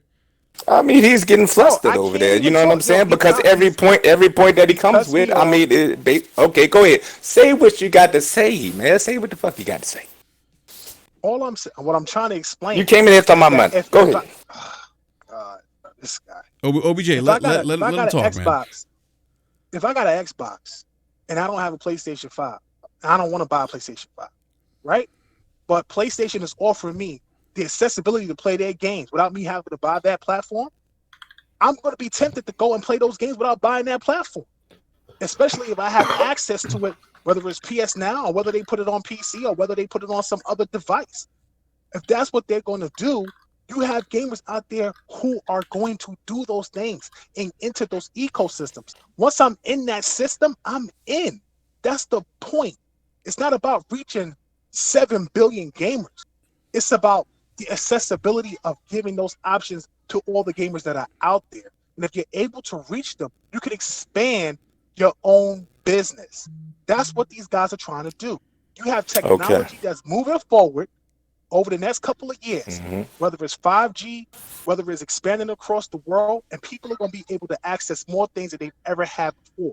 There's a reason why the internet exists. It's made the world much smaller than it was back in the day. Okay, so are you saying that these same potential customers, you say potential customers, right? You're saying that they never had access to these games before? What I'm saying is they have easier access to those games. Easier access. Now it's easier. Because before you have to buy the hardware. So if they wanted to play the game, you're saying they waited all this time for it to come in a service form to their phone in order to play the game. Console. Listen, there's people who don't want to buy multiple consoles. There's a ton of people. Those people haven't bought multiple consoles. But listen, there's people out there right now, right? Next generation that don't plan to buy Xbox Series X. They not gonna buy it. They staying with PS5, right? Am I right? There's a like let's say it's like 50 109 million PlayStation fans. Yeah, okay, that's fine. Whatever you say, right? So you got 109 million PlayStation guys who don't plan to buy Xbox Series X, right? But as soon as a hot game comes out for Xbox, what do they say? Oh, I'll play it on PC. I'll hop on it on PC. But I don't need an Xbox. I'm going to build my rig, right? That's accessibility. You just got you're right. 50 million people who just didn't hop into the Xbox ecosystem. At the end of the day, it doesn't matter if you get the hardware or not. It's about the software and how you're expanding your subs or how you're expanding your base. And that's the direction that they're going. If you don't think Google and Amazon is not about to hop on that as well, and they're not going to invest in what they're trying to build, you are sorely mistaken. PlayStation is going to follow suit. I'm scared. They're going to follow PlayStation kicked it off. That's what I'm saying. Whatever they did, or whatever they attempted to do, they're following suit. At the end of the day, they're going to hop on Azure and ride that Azure wave. They're going to ride it. At the end of the day, Microsoft was ahead of the curve. And that's the great thing about what they're doing now. If people want to sleep on these other major companies, especially Google and Amazon, who is basically the top 3 Fortune 500 companies in the world, they're not going to just hop into the industry for a few months and then hop out. Think about that logic. They're in it. Hey, they're coming. And if you continue to sleep on them, like if Nintendo's PlayStation continue to sleep on them, they're going to wind up getting left behind as these two companies start to expand their reach. So you got to hop on this whole cloud thing. You can't sleep on it because in 5 to 8 years, the tech is going to be improved and it's going to reach more people around the world. And Microsoft is the only ones that's sitting up there constantly investing in this stuff. So let me ask you this, Nintendo ain't even ready. So when Amazon and Google get in the game, what are they offering the consumer at the end of the day? It doesn't matter what they're offering now. It's what they're going to offer. I'm asking in the future. What are they offering? What are they offering? What you mean? What are they offering that's going to be different than anything else that's out there? It doesn't have to be what they're offering.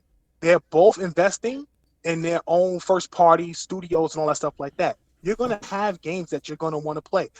For example, let's say you got a PlayStation 5, right? That's what you invested in. If a new game came out from Google and it was exclusive to Google, you instantly have access to that game. Am I right? It's only $10. It ain't going to kill you for $60 to play that game. Am I right? Okay. In 5 to 10 years. Well, Google sell their games for full price, so it ain't going to be $10. But yeah, I mean, yeah, there's but if you hit the sub service and it's available to the sub service, you're gonna hop in it, right? The sub and try it, right? Yeah, listen, you're gonna hop in that service, right? Who's gonna do that? Okay, but if Apple does the same thing, if Apple got a hot ass game, they got the hottest game that just dropped, right? And their sub service is, let's say, $10. You want to try that game, if everybody's playing it, you're gonna hop in that service, right? Once you in. Okay, it's up to them at that point to convince. Did we lose Cal? Yeah, we lost. Those cloud and all that there stuff. There he like is. Yeah. So okay, he said it better than I can ever say it. I just want to know what's making consoles irrelevant. That's what I want to know. Which one of these services are making consoles irrelevant? I didn't say consoles was irrelevant. He said they were. Well, you did say that. You did say that. I did not. No, I didn't. I said that. I said consoles don't matter. I didn't say they weren't irrelevant. I'm saying when it comes to making money. I mean, don't matter. I know you said irrelevant before. When it comes to making money, software is what makes money, not hardware. Okay, so what? Okay, hold on. Okay, so 106 million consoles in the home. 109. Over 100, over 1 billion games. Jadam's got to correct you. Over 1 billion games of software, which is software sold. Mm-hmm. Okay, right. Sold. Okay, so how much has Google Stadia sold? How much software has they sold? If PlayStation allowed their games to be accessible across multiple devices, they make more money. There's no if. They will have a service. Okay, which is PS Now, right. Which is going to be on all types of phones. All right, they're making their games accessible. They're going to make more and be more profitable than the 106 million consoles. Not necessary. That doesn't mean that there's going to be profitable enough to make console gaming irrelevant. Because first of all, any service. Hold on, can I finish talking? Because I was talking. Okay, so if first of all, if you're putting in your service on these cell phones, because the only way you're getting these billions, the only billions or whatever number you want to make it seem like, extra 100 million or whatever we want to make it seem like, right? The only way they're doing that is either putting their games to be sold on other consoles, on their competitors' consoles, okay, or they're going for the mobile market, okay? So the mobile market, if you're putting a service over there, then you better be giving that service for goddamn free, okay? Because they're not about to buy nothing, okay? You need to either make a mobile game or you need to give it to them free and put in-app purchases in that joint, okay? Because that's the only. If you have a sub service. Do you think so you saying that mobile gamers are going to pay for a sub? They're going to subscribe to it. You're saying that. So what are you talking about? Gamers. I said accessibility for gamers, period. I'm talking about you. I'm talking about me. I'm talking about anybody out there who wants to play games. It doesn't have to be. So you're saying that me and you are going to sit here and stream games? Because hold on. It don't have to be just streaming games, though.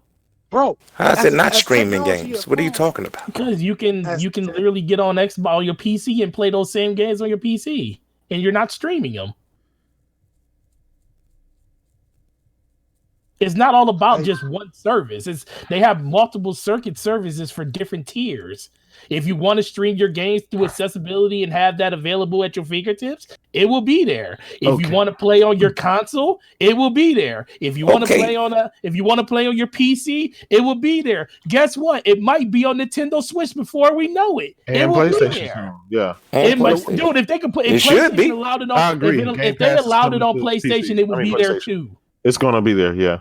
Nah, GamePass won't come to PlayStation. That shit never happen because of the third party issue. They'll never do that. Nah, it will. The streaming service will probably go to PlayStation when it comes to their first party stuff, and Microsoft will be more than willing to do that. And that's just that's the whole conversation right there. It doesn't really matter. Like, look, I love playing. I don't stream. I will not stream as much as I think like Enrique said earlier. Project xCloud works well. It works better than I actually thought it was going to be. But I will not stream my games. I will play on my PC or play on a console. That is basically the only way I'm going to play games at this moment. But that's still a value point for a person because guess what? Technically, I don't have to go out and buy an Xbox. I don't. I'm going to buy one. You shouldn't. But I don't have to. Yeah, you should. People keep thinking like, well, they keep saying, well, you don't want to. Why don't you don't want to support the hardware? It's not about supporting the hardware. It's just the simple fact if I ain't got to spend $500 if I don't want to, I don't have to. And that's the option that Microsoft is giving you. It's not the option that everybody's going to take because guess what? I'm still buying the console. I know Enrique's up in the air about it. He can play all those games up. No, I'm not up in the air about it. I'm buying a series. I'm sticking a PC. He's not buying it, but guess what? PC. You already know, man. I want the superior experience. Look, he's still in the ecosystem, though, and that's all that Microsoft cares about. He's still in the ecosystem, even if he doesn't have an Xbox Series that's fine. I mean, that's fine. OBJ, you got to build a PC, man. But you make it. I mean, y'all on some whole different stuff now. You know what I'm saying? Than what I was talking about. I'm talking about this future. This future of cloud gaming. That's what I'm talking about. You was jumping. No, you. He said consoles were irrelevant. He said consoles were irrelevant, and I was like, which of these services is making consoles irrelevant? That's what I want to know. That's all. That's it. You gotta jump down that tyrant even when I was talking, and I wasn't talking nothing about streaming. That's what I have a problem with, the streaming stuff. The PC thing. I mean, either you're gonna play PC or you're gonna play console. I mean, if everybody's games goes to PC, then that's the ultimate gaming platform. I would suggest everybody get a PC. Go ahead, J-Dub. Go ahead, man. Hey, this is the question I have. What problem is this trying to fix? What solution is this trying to fix? Is it the mere fact that it's like, okay, well, there's a lot of gamers out there that don't want to spend the money on a console, so therefore we'll create a streaming platform for them because they don't want to buy the console? Or is this, well, we don't want to invest money into console or hardware in the future, therefore we're going to create a different means where we don't have to spend much money at all to do it. We'll just stream the games on our server, save as much money as possible, throw a bunch of microtransactions in there and make it like a bunch of cheap apps. So therefore we're going to forego the AAA big blockbuster experiences that gamers have grown to know. I want to know what kind of problem is this fixing? Because right now I don't see a problem in gaming. First, nobody is foregoing the AAA experience. Can we stop that? Like, can we really stop that? Microsoft is going to drop AAA games. Okay, that's number one. Number two, Halo, Forza, and Gears. I got it. I'm cool. That's cool. They're gonna have other AAA titles coming out. You ain't got to worry about that. The thing is, it's not about trying to solve a problem or a solution. That's just the way the world and technology is going. It's giving us the option to be more accessible with the technology as far as Wi-Fi and what we're doing mobilely with this 5G and going forward. Over 5 to 8 years, probably even after that, you'll be able to stream these things because it's going to take less latency. It'll have less latency over time. There'll always be how do you know this? What do you mean? How you know this? Because stuff gets better over time. Exactly. I mean, I tried goddamn on live decades ago, man. Decades ago. Hold on, man. What I'm saying is, can we agree? Can we agree on this? That none of this is new. Can we agree? No, it's not new, but it works. Okay. Was it successful then? Has it been successful yet? Has it been successful yet? No, but it works now. Exactly. That's it. So where is this future coming from? Where's this future coming from? Whose future is it, first of all? That's like saying, and where is it coming from? It's whose future whoever wants it. Look, which is nobody. Clearly. Look, everyone who's tried it has failed. Listen, you have mobile phones the size of sneaker boxes. Today, we got phones that fit in the palm of my hand. Technology is moving so fast. You get phones ain't got nothing to do with gaming, brother. It does, because my point they don't. Is that no, they don't. Please don't use that as an example. Just listen. The point is that technology is moving faster than people realize. That is the point. Because things is it? We're getting new graphics cards almost every year. Every year. What that got to do with game infrastructure? Because the infrastructures are being built. You have Microsoft jumping into broadband and adding these things across the world. Does Microsoft own Verizon, AT&T, Comcast? Exactly. Do they own any of them? Hey, real quick, guys. I got to pay the bills here real quick. Do they provide internet service? Guys, real quick, I got to pay the bills real quick. Sovereign Cogito says panel is taking Spencer's dissertation out of context. If Xbox did not care about console space, it wouldn't give us the most powerful console and the Xbox Series X. And then he said, another lie. Him with the $2 super chat. What up, Forte? And then AJ Harris with the $3 super chat. OBJ, this is for you. Says OBJ just wants to stay in the past of gaming. Sad. All right. Hey, look, man. So show, if it's the past, then show me the future. This is what I'm trying to tell you. Because your future ain't dealing with the present. Your future is doing nothing with the present. Okay, the present is proven successful. Okay. So nobody can tell me anything about these future cloud services doing anything to make a dent, to even make a console gaming feel anything. You understand what I'm saying? Yeah. I'm talking facts over here. Facts. So you cannot argue with facts. So I want to chime in real quick. Like I see both your points, OBJ and Cal. Cal, I understand the argument of the future because we've been gaming for a long time. I heard the same thing when Microsoft put the Ethernet port in the back of the Xbox. People are like, what's going on? Why are they doing that? It's not going to work. No console gamers are going to pay. 6. I forget how much Xbox Live was when I first started it. But I will say this though. It's to the point of the future. Like OBJ, I agree. We don't know how this is going to play out. We don't. It might work. It probably will work to an extent. We don't know though. Like there's a lot of unknowns. There's a lot of things we don't know yet. And like I said at the beginning, the future is always dictated by the consumer. Exactly. And so the consumers, that's what it boils down to. Yeah, the consumers may embrace this. Like it's funny. Like when you look at the console gamers, we want the latest and greatest technology, but when it came to like digital storefronts and purchases, we're like, no, we don't want that. At the beginning of this generation. Meanwhile, other entertainment mediums, have been doing or having access to digital content for years.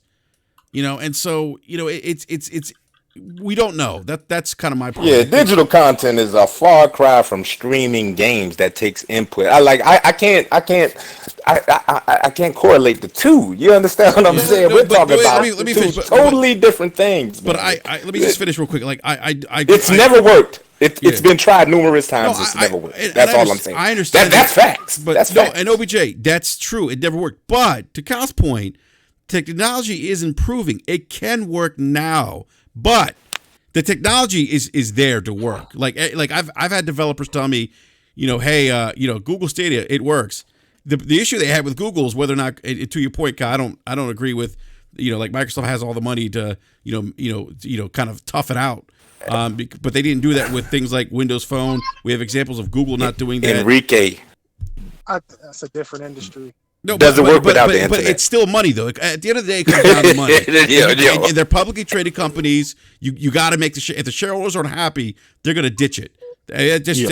Whether it's gaming, whether it's cell phones, whether it's TVs. If it doesn't make sense, if it doesn't make money, these are publicly traded companies. It's not going to work. If Google doesn't turn Stadia around and they're bleeding money, because I've already heard it from developers.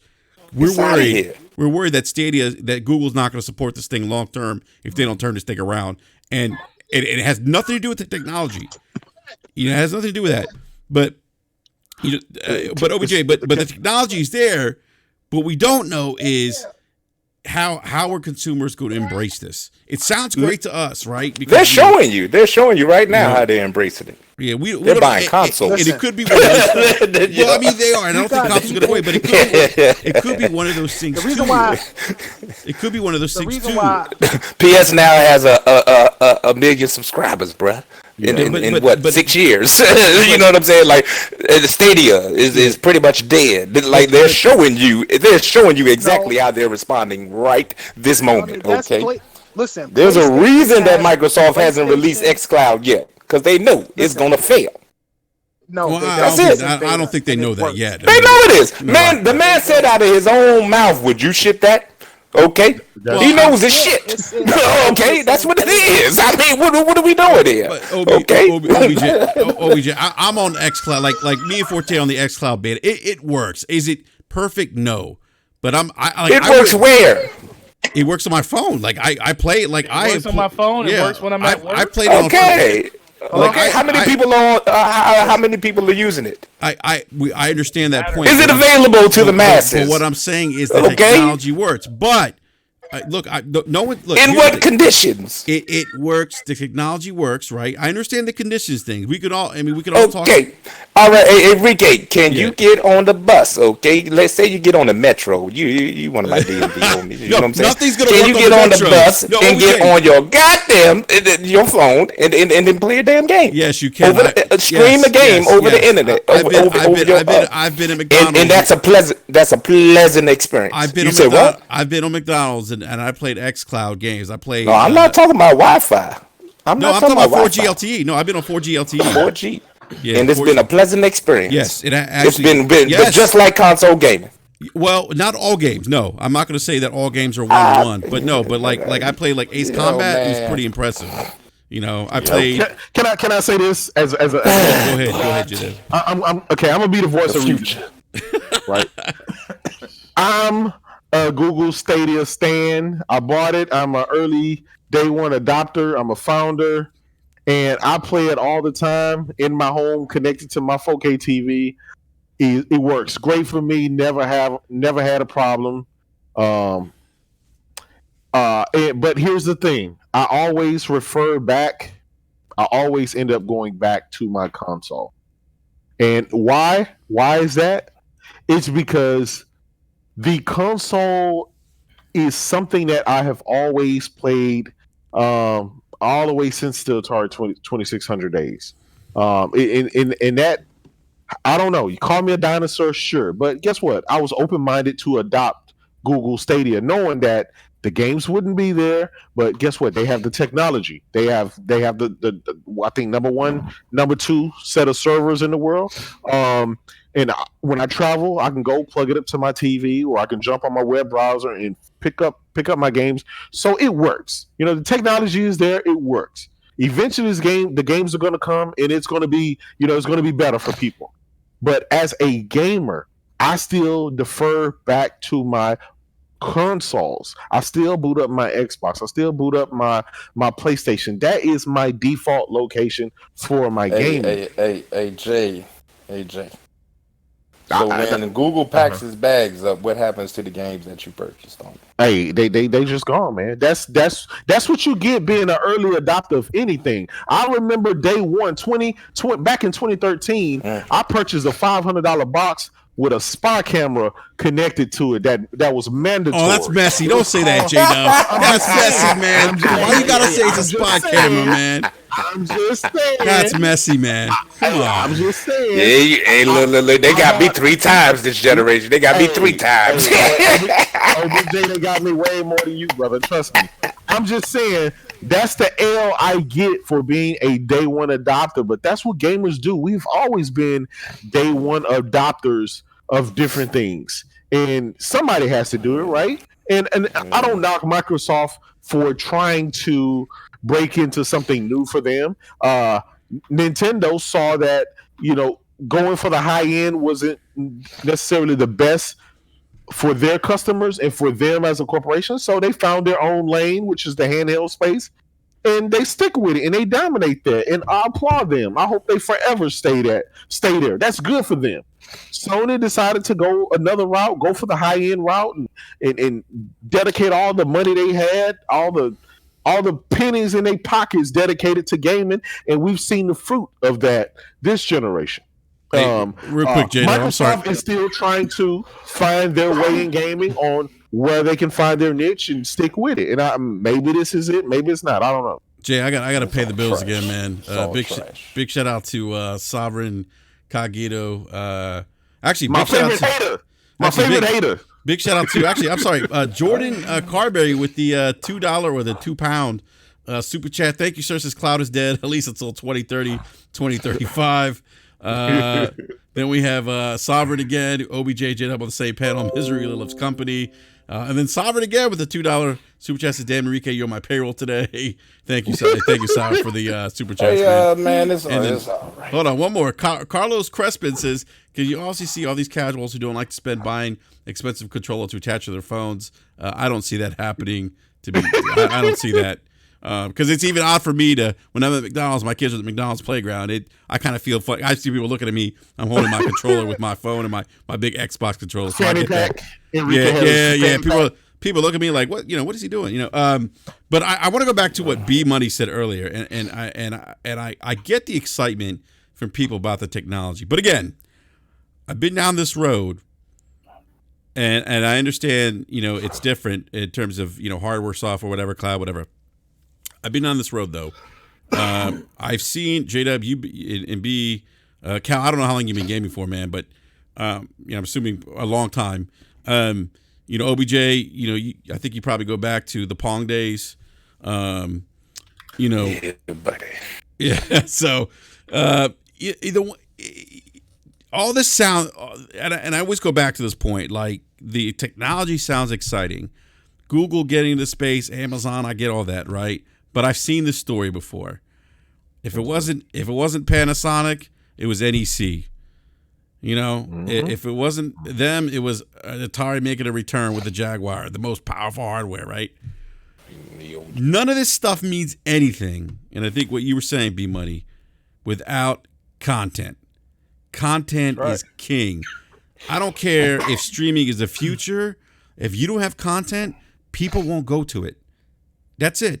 It could be, it may sound, because we're gamers, we're hardcore gamers, our mindset's a little bit different. We love technology, we love the new things, we love the latest and greatest. Some of us go out and build PC rigs, spend $2,000 on a GPU, $3,000 on a console, not a console, on a PC. We buy $1,000 cell phones.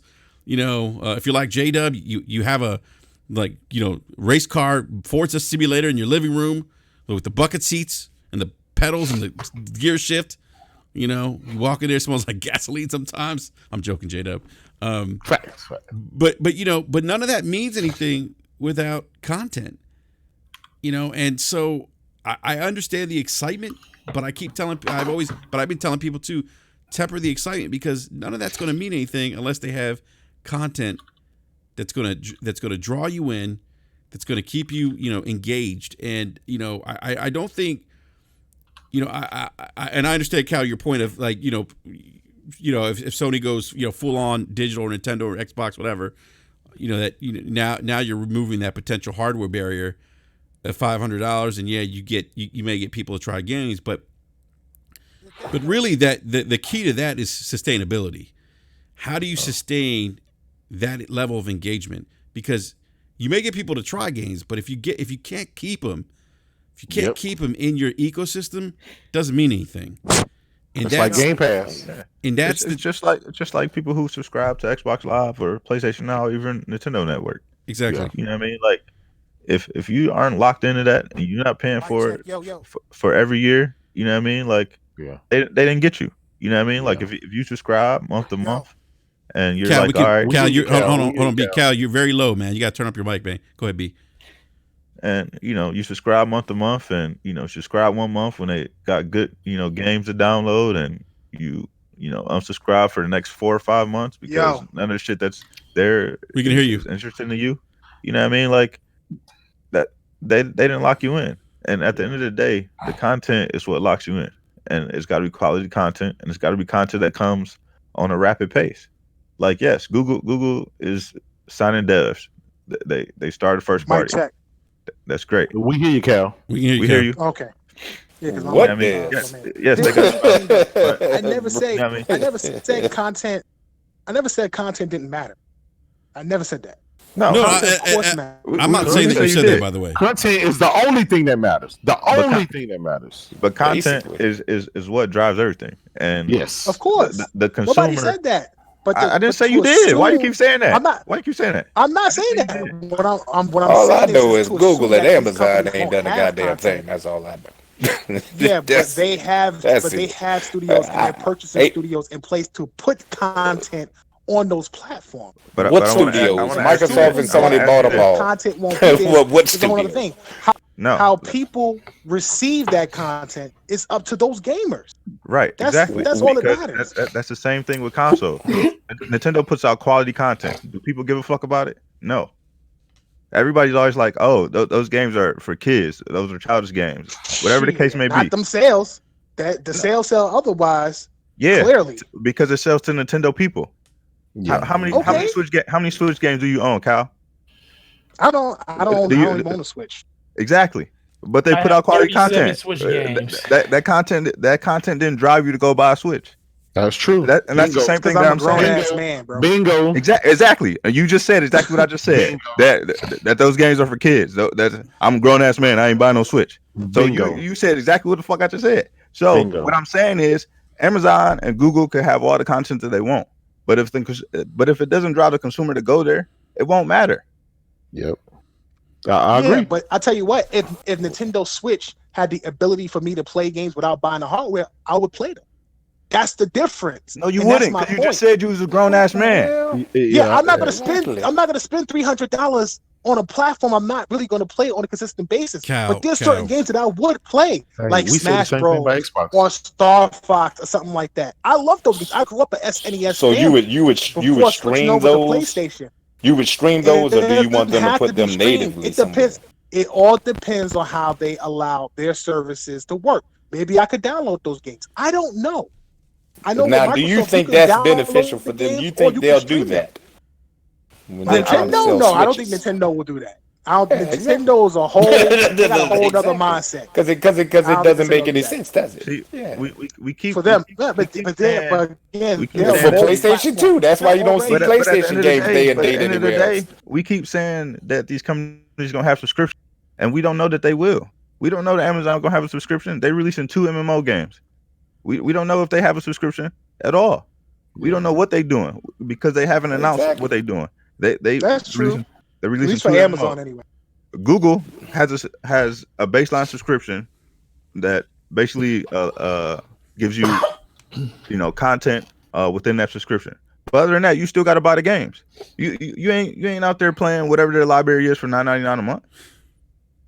Yeah, that's true. That is true. I think. Yeah. Go ahead. So at the end of the day, right now, Microsoft is the only one that has a subscription that is supposed to be available to mobile because they said they're going to include xCloud with GamePass.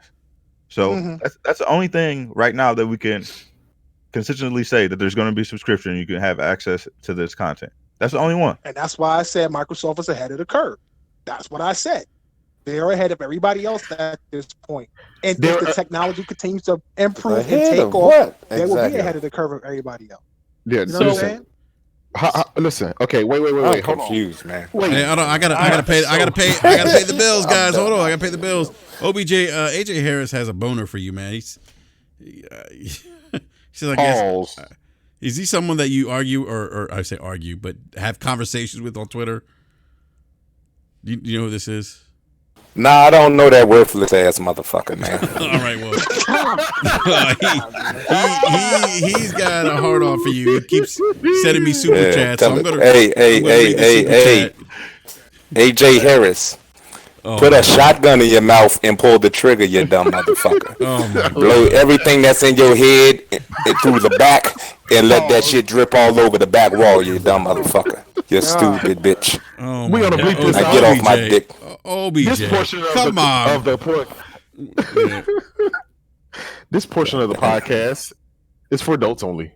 Yes, this portion. Every time OBJ, every time you come on the podcast, man, you know that part on YouTube which says you got to check this podcast is not suitable for children. I got to check that box twice. Hey, AJ Harris, I never ever in my life thought that guy made mistakes until I met your dumb ass. Okay, oh my God, I see you are the one and only mistake that nigga made. Okay, all right. So I want to say I gotta one pay the thing. bills again. One more time. Hold on. Saber Kagil says breaking news: Ninja Theory's trash. I don't agree with that, but okay. Thank you for the super chat. Okay. So we have two mindsets, right? The traditional route. You got two companies that are dominating the traditional way of gaming. You have one that wants to theoretically go in a different route. They want to focus on 5 to 10 years down the future, and so.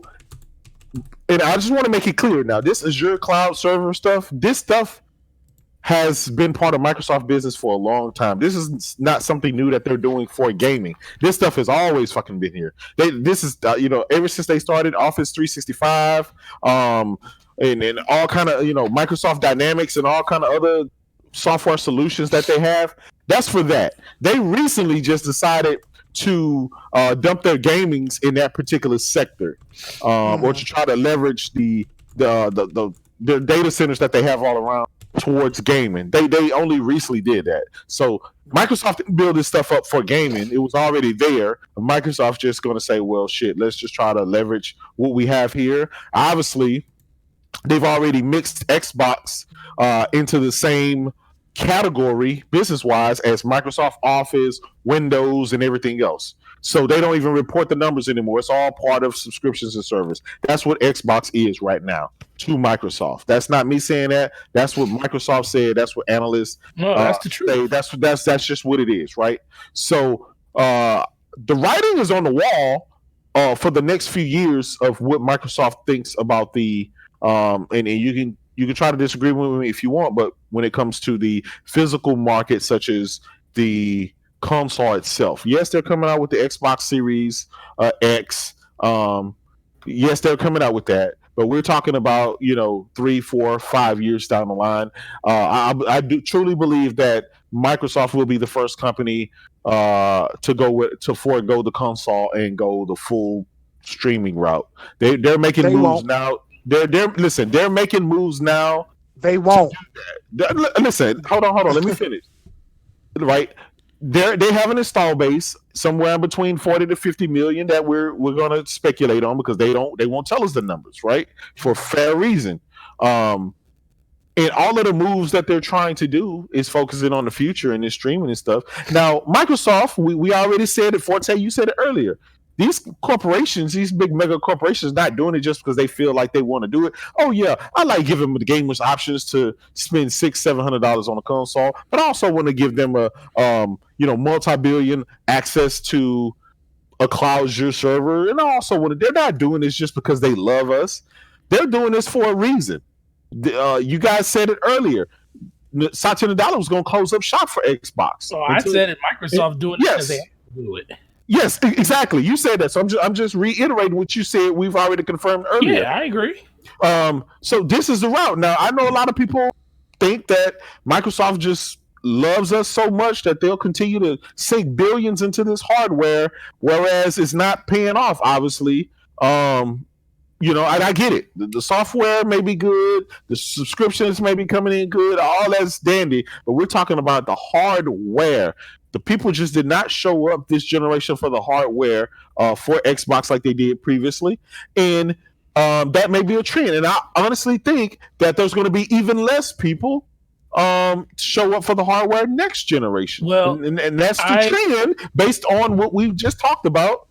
With Forte and the projections of and accessibility. That's just I'm gonna give you. I'm gonna agree with you on that because as much as I want to say Microsoft won't, if you're talking about the first out between the big three, Sony, Microsoft, and Nintendo, yes, that's what I'm talking about. Microsoft will definitely be the first one out. I agree with that because overall, Microsoft is only making a system because it's viable for them to still make a console. People still want the console. The moment people don't want the console, Microsoft will pivot to something completely different. That's ultimately what they want to do. But this is something that I already knew. I knew this a long time ago. I put a tweet out about 3-4 weeks ago, and I asked every 2 questions. I said, what is Xbox to you? Is it a platform or is it an ecosystem?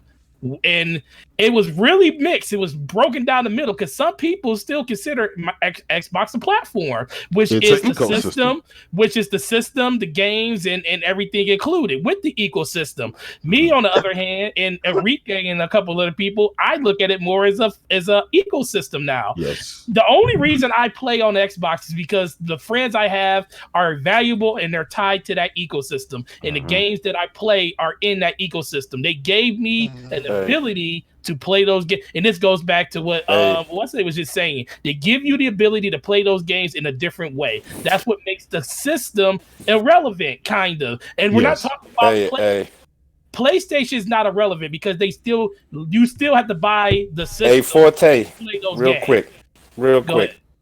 Let's say that PlayStation does everything that y'all want them to do, right? Like y'all for some reason. I don't want them to. I just want them to do what's day and date everywhere. Let's just say that PlayStation does everything, like puts the game day and date on PS Now, puts it day and date on PC everywhere, and let's say they do all of this service stuff. No, say they do all of this service stuff. Okay. Say PlayStation does all of this. Okay, who still wins? Why does it have to be somebody? Wait, who still? What do you mean? Who wins? Who wins? Who wins what? Wins what? That's what I'm saying. What is there to win? In gaming, I mean, no matter what. I don't care if you're going. If you're going services, if you're going, I don't care what you're competing with. If you're in the into gaming, right? You are going to be competing. Netflix competes with Hulu. They compete with goddamn Disney Plus. It doesn't matter which way you go, right? Okay, so they're going to be competing. So somebody has to win. Somebody has to win. Hold on, somebody has to goddamn win. Yeah, we still live? Yeah, we still live. We still live. We still live. And left quick. Listen. I don't know what that was about, man. Yeah, that's cloud versus traditional gaming. Man, but that's the sad thing though, because it doesn't have to be that way. It's like it's an option. This is the thing. I respect everything you say, J-Dub, because I know exactly how you feel about it. You want competition, and you feel like Microsoft isn't giving you. They ain't standing up to the fire that Sony and Nintendo was putting them under. J-Dub, let me ask you this, man. Why do you feel like they ain't giving competition? It's all at the end of the day. It's all about the games, man. And I said it earlier, right? I said, look, I gave Google. I'm giving Google Stadia a chance, right? So I'm not turning my head against streaming. I actually embrace that. And on the flip side, right? Obviously, I've been giving Microsoft and Xbox a chance for the last 7 years. Okay. But at the and I've said that's in the past though, Jay. So looking towards the future, you still feeling disappointed about what's on the horizon? Okay, nothing that they've announced over this past year tickled your fancy. Yes, listen, I gave you guys see me on Twitter. I was giving props to Phil, how he came out at the award show, announced not only a new console, but they showed a exclusive game and a sequel. Those were three of my criterias that I've had beef with Microsoft this generation. 3 letdowns, right? They rarely did any sequel unless it was Halo, Gears, and Forza. So guess what? Phil, check the box on that. Good. Then they came out and they had the right messaging and they announced a console and they didn't flub it up. Check box. And so I said, this is the Microsoft I want to see. This instills my faith in them, right? But now they got to keep they got to keep this up. We got to see more. They got to keep this up. But if they keep up that route, man, I'm back on it. Day one buy. I'm back in Microsoft's camp. But they got to keep that up. But here's the thing: as long as they come with the games, all the other stuff is irrelevant. It's irrelevant. Listen, I think most gamers would have gave the whole hardware thing a pass this generation if Microsoft would have came with the games. They would have kept the games coming. People can get past the 720p versus 1080p stuff, right? I know we kind of got caught in the middle with, okay, well, we got, the fanboys. Well, you guys talked about us because our games are 720p. Well, now we're going to even the score. Now we got more powerful hardware. But then by the time you got the more powerful hardware, you didn't have the games. So it kind of defeats the purpose. So you end up back at square one. So now it's a whole new generation. If they can come with the games and the power, I think Microsoft be in a better position. I think me as a gamer will be a lot happier and I'd be supporting them even more than I currently do. And I think that'll quiet a lot of people. But rightfully so, Microsoft has deserved the ass kicking that they've been getting. Absolutely. They have. And agree with that. Totally agree with that. And let's not steer away from the mere fact that these guys did not invest one single dime on any new IP, any new games for 3 whole years. They sat stagnant while Nintendo was re-upping from the failure of the Wii U. They was re-upping, and Sony was doubling down on VR and their AAA IP. So this is why Microsoft is in the position where gamers feel like they got a lot to prove to us, not just with power, but with games. And yes, adding more, studios, that helps tremendously. But guess what? At the end of the day, like David Jeffy said, like other people say, gamers are going to be enthralled by the big explosion, the big AAA IP. That's the eye candy. That is what get the console in your home. The multiplats, they're going to come regardless. The AA games and the indies, those keep people engaged into your system while they're waiting for the big stuff, because the big AAA games take 5-6 years. It takes time. They can't crank those out overnight. So that's why you got to have the second party marketing deals. Look at Sony. They get Judgment, all the Yakuzas and Final Fantasies and all that stuff by default. And those are the games that tie us over until the Uncharted comes, until the Spider-Man comes, and until the stuff like that. So Microsoft, I think they know what they need to do. I just don't want them to get sidetracked with all this cloud shit and all of this focusing on other stuff. You don't think, even if everything isn't some big AAA game, you don't think that even if they release quality content, like from developers like Obsidian and Ninja Theory and Initiative? No, that's going to be good. I don't want to knock anything away. Right? I don't want to knock them. I'm playing the Outer Worlds right now, by the way. I'm not knocking any of that. I'm just saying the gamers in general, the mind share is going to go because people, for the Outer World game you bring, Hellblade, somebody's going to throw a God of War out there. They're going to throw The Last of Us. They're going to throw Spider-Man. They're going to throw Horizon Zero Dawn. They're going to throw Neo 2. They're going to throw 10 games back at you. So they got to be prepared for that. I'm not knocking. They got studios. They're going to come with the games. I'm just saying, next, right after now, you got your shit together. Now, what are you going to do? Because whether you like it or not, you are competing. And when people walk in the store, when they see Spider-Man 2 playing on that screen, and then they see Hellblade 2 or Fable or whatever, I'm just throwing games out there, by the way, just for next gen, whatever they're going to have. People are directly going to correlate that, and they're going to walk to whichever one that grabs their attention. And I don't care what nobody says. It's all about the games. Hey, J-Dub, real quick, man, I got to pay the bills real quick. And I just want to say something else real quick. I want to apologize to everyone on the panel, the live chat. We don't condone the insults and the yelling back and forth. So it's unfortunate that happened. I'm always I always believe in having different points of views be shared, but we got to be respectful at the same time. So, Facts. Totally that's just not unfortunate. Listen, we everybody, we know how Enrique rolls. We know how the panel rolls. Again, it's unfortunate that happens, but gaming sometimes, man, it gets the best of you. This gaming is our hobby, right? It's our passion, and OBJ is a good guy. Cal, he's a good guy. Both of them are my brothers, man. I love them. But passion, I mean, sometimes when you're talking gaming, I mean, shit goes left quick.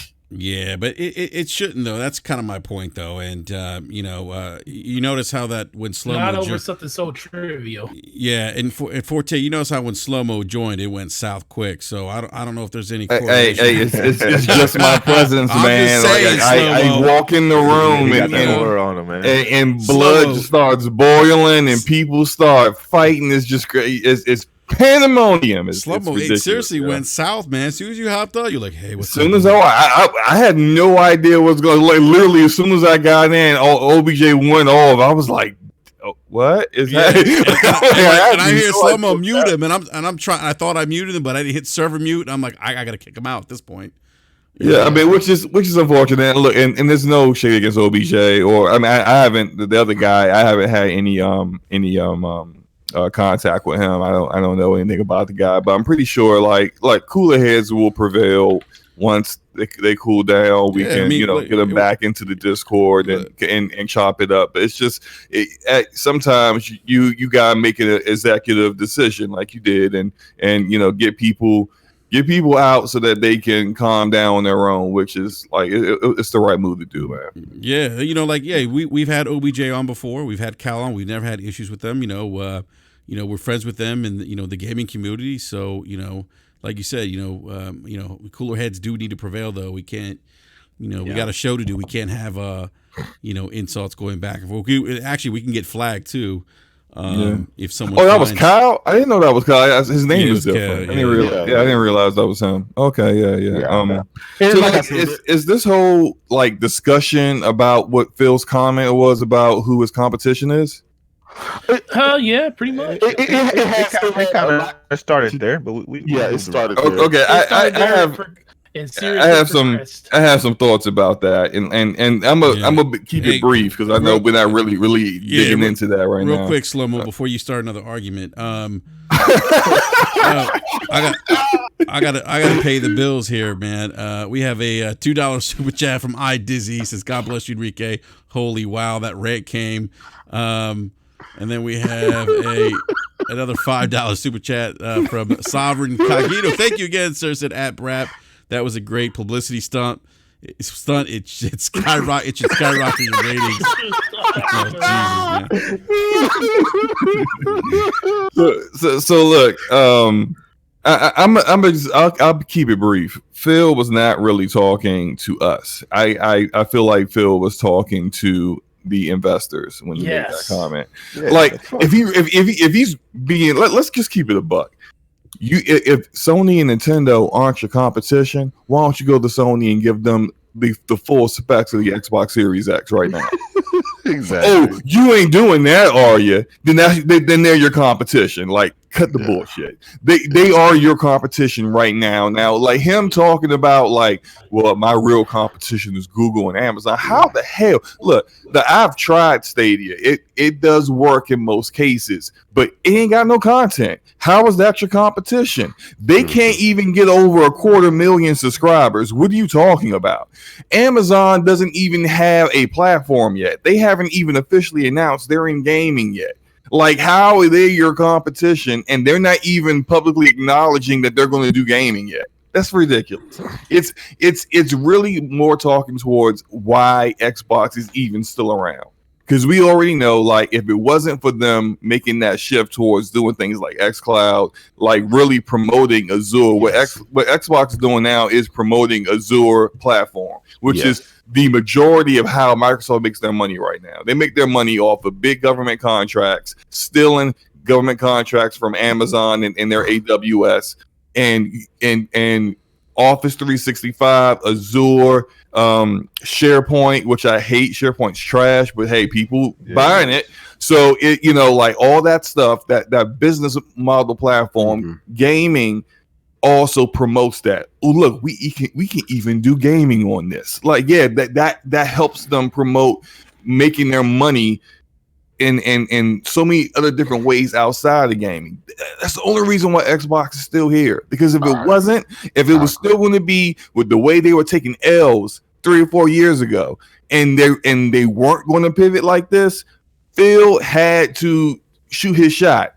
Yeah. And this was his shot, and this is why Xbox is still here, and he got promoted, and he got a blank check now. He buying 10 to 11 different studios, building new studios, trying to even going after Platinum. I mean, the balls of him. Platinum don't like you, and you still gonna go there and say, hey, we'll buy you. I mean, like, there's some balls now, but hey, he got money now. So it's the only reason why that's happening is because of things like xCloud. So when they do their earnings calls, when they go out and speak about, hey, who's your competition? Oh, no, Sony's not my competition. No, I love Sony. I love those guys. We're working with them with Azure.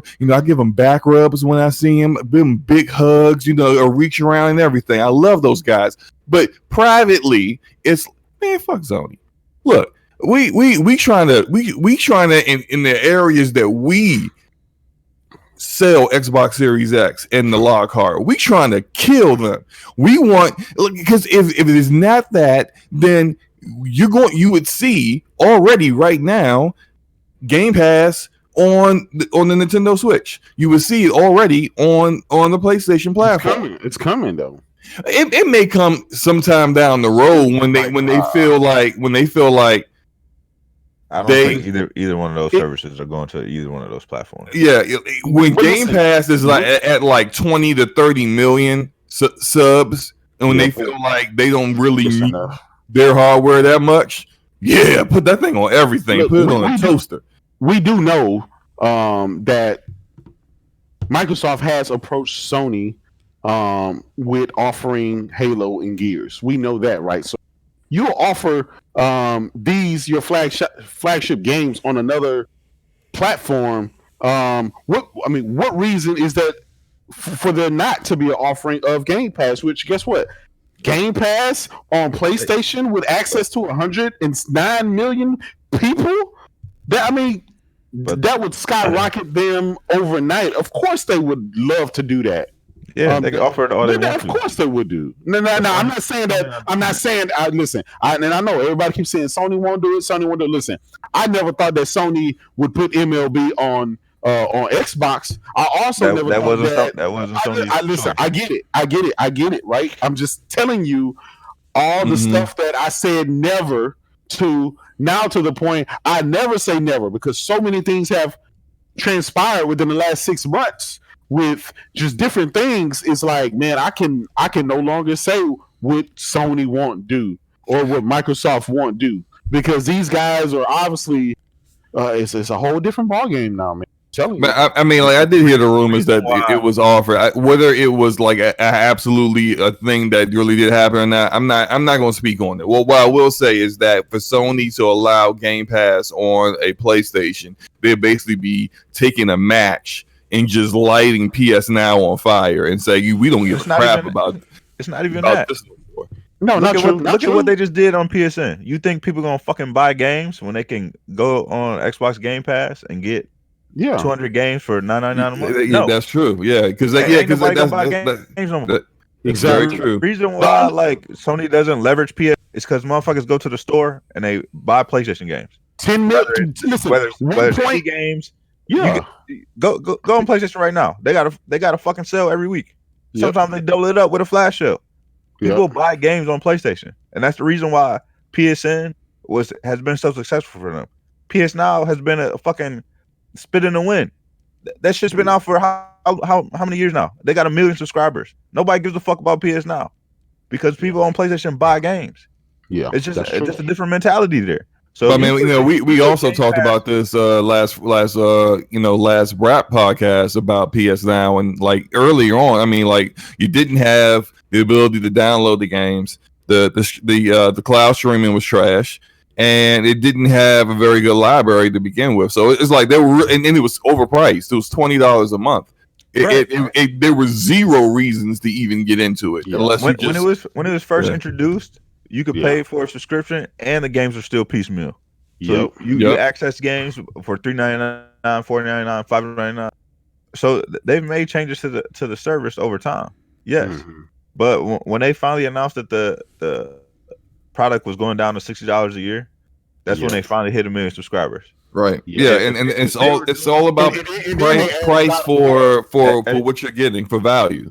At CES was PS Now numbers up on the board? Yep. How many subscribers was there?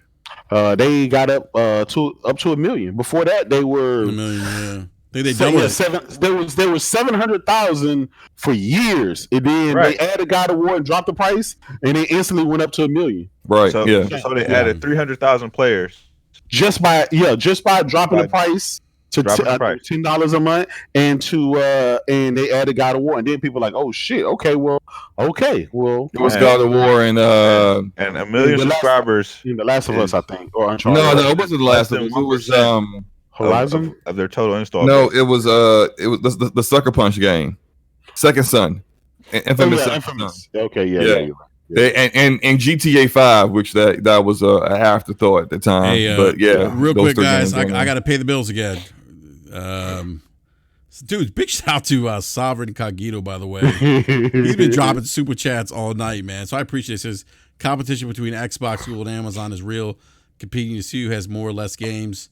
Victor Allsteve with the $2 super chat. Thank you, sir. Says amazing. Amazon has debuted at the Game Awards.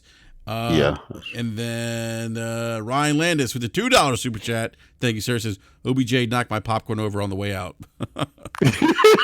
Jesus. Now, Victor says Amazon debuted the Game Awards. They debuted one of their games at the Game Awards. They didn't debut their platform, their pricing model, their format, how their cloud streaming works, what like resolutions and graphical settings you'll be able to get, what frame rates you're going to get. We didn't see any of that. We saw a trailer for a game that we barely know anything about, and I think that game is going to be available on Steam. So it's like, yeah, they're coming out with a game that's cool, and this is one of their first party games, but as far as their platform goes, we don't know anything about what Amazon's doing quite yet. It could be all we know is that when they do come out, they'll have more exclusive content than Google started with, which is a bonus. But then if it doesn't work well, or if it's priced ridiculously, then no one's going to jump into it. So, I mean, we'll see what happens. Yeah. Hey guys, I kind of want to transition here before we wrap up, because there's something else I want to talk about real quick. I don't know if you guys saw this, but Take-Two, who is the publisher behind what's it called? Private Division of Rockstar and Private Division is the publisher. Well, Take-Two owns Private Division. Yeah. Thank you. So basically, with Outer Worlds, they sold 2 million sold, and here's the thing: Take-Two is unsure how GamePass may have affected the Outer Worlds. So Take-Two CEO Strauss Zelnick He offered some guarded commentary. This is according to the article. Offered some guarded commentary on subscription services in a recent investor call, saying nothing that it's hard to say what impact, positive or negative, a day one Xbox Game Pass launch had on the Outer Worlds release. Even with being offered as a subscriber freebie for Game Pass users, he notes that the Outer Worlds has so far sold over 2 million copies since launching in late October. He says for subscription services in general, Zelnick says Take-Two is more keen to launching older titles on pay-for-access libraries as a way to reinvigorate the back catalog, but hasn't ruled out other experimental launches when it makes sense. He then says, I think that we have said all along is that generally speaking, we want to be where the consumer is. Generally speaking, we think subscription offerings, to the extent they exist, are probably better suited to catalog. We are willing to take experimental chances when it makes sense for particular titles, and when they deal under makes sense for a particular title, and when the deal underlying that option also makes sense for us. So, that being said, we always hear about Game Pass. I think we talked about this a little bit on BRAP. What do you guys? I mean, here's the thing. I don't.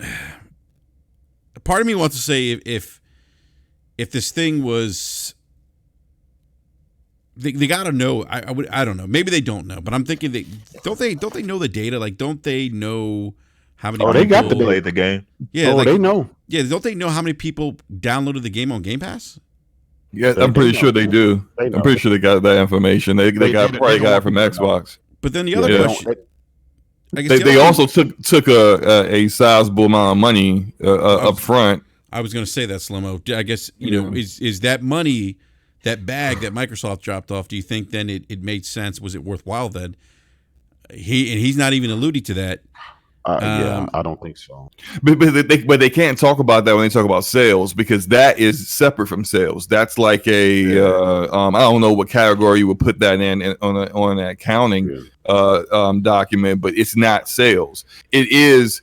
You could bring that up and how this may have affected sales, because people clearly played the game through that platform, that subscription model, instead of actually buying the game. But you still got paid for doing that. It could have been something like how Epic paid Remedy $10 million to put Control and Epic Game Store exclusive for 6 months or so, or something like that. Or it could be somewhere in that range, and then that's something that you would take into account when it comes to how much you spent on producing the game, and then how much you made on the back end. But sales wise, I think I would lean on what Matt Piscatella said in regard to that earlier today. He said the sample is small, available data isn't conclusive. My hypothesis on this is that games that get positive response are likely helped. Games with negative response possibly hurt. But agree that's very difficult to say either way, which in itself seems positive in a sense. So he seems like he's leaning towards it probably helped it, considering it's a smaller game, and it was nominated for Game of the Year, right? Yeah. Yeah, this one was. Yeah, so just even being in that conversation and people talking about it, and like people playing like us, like I think everyone in this panel probably played through Game Pass and didn't buy it, right? Yeah. Yep. So yeah, I mean, like when people, that word of mouth starts going, you may not have paid money for the game, but then there are other people who probably don't have Game Pass, don't want to get Game Pass, but they hear about this game and they say, "Oh, this looks really good. It's like Fallout, but better." And Bethesda's not attached to it. Okay. And then they may just go ahead and spend that money on it. So who knows? I mean, it's like, I think I'm just leaning on what Matt's saying, that it's just too small a sample size in order to really know for certain. I looked at it in the reverse of how you looked at it, because think about it. He specifically said, we'll consider some older backlog games, meaning going forward, we may consider some of our older stuff, but basically kind of ruling out any of the stuff that's coming. So he specifically spoke on the old stuff. He didn't say a word on any of the new stuff.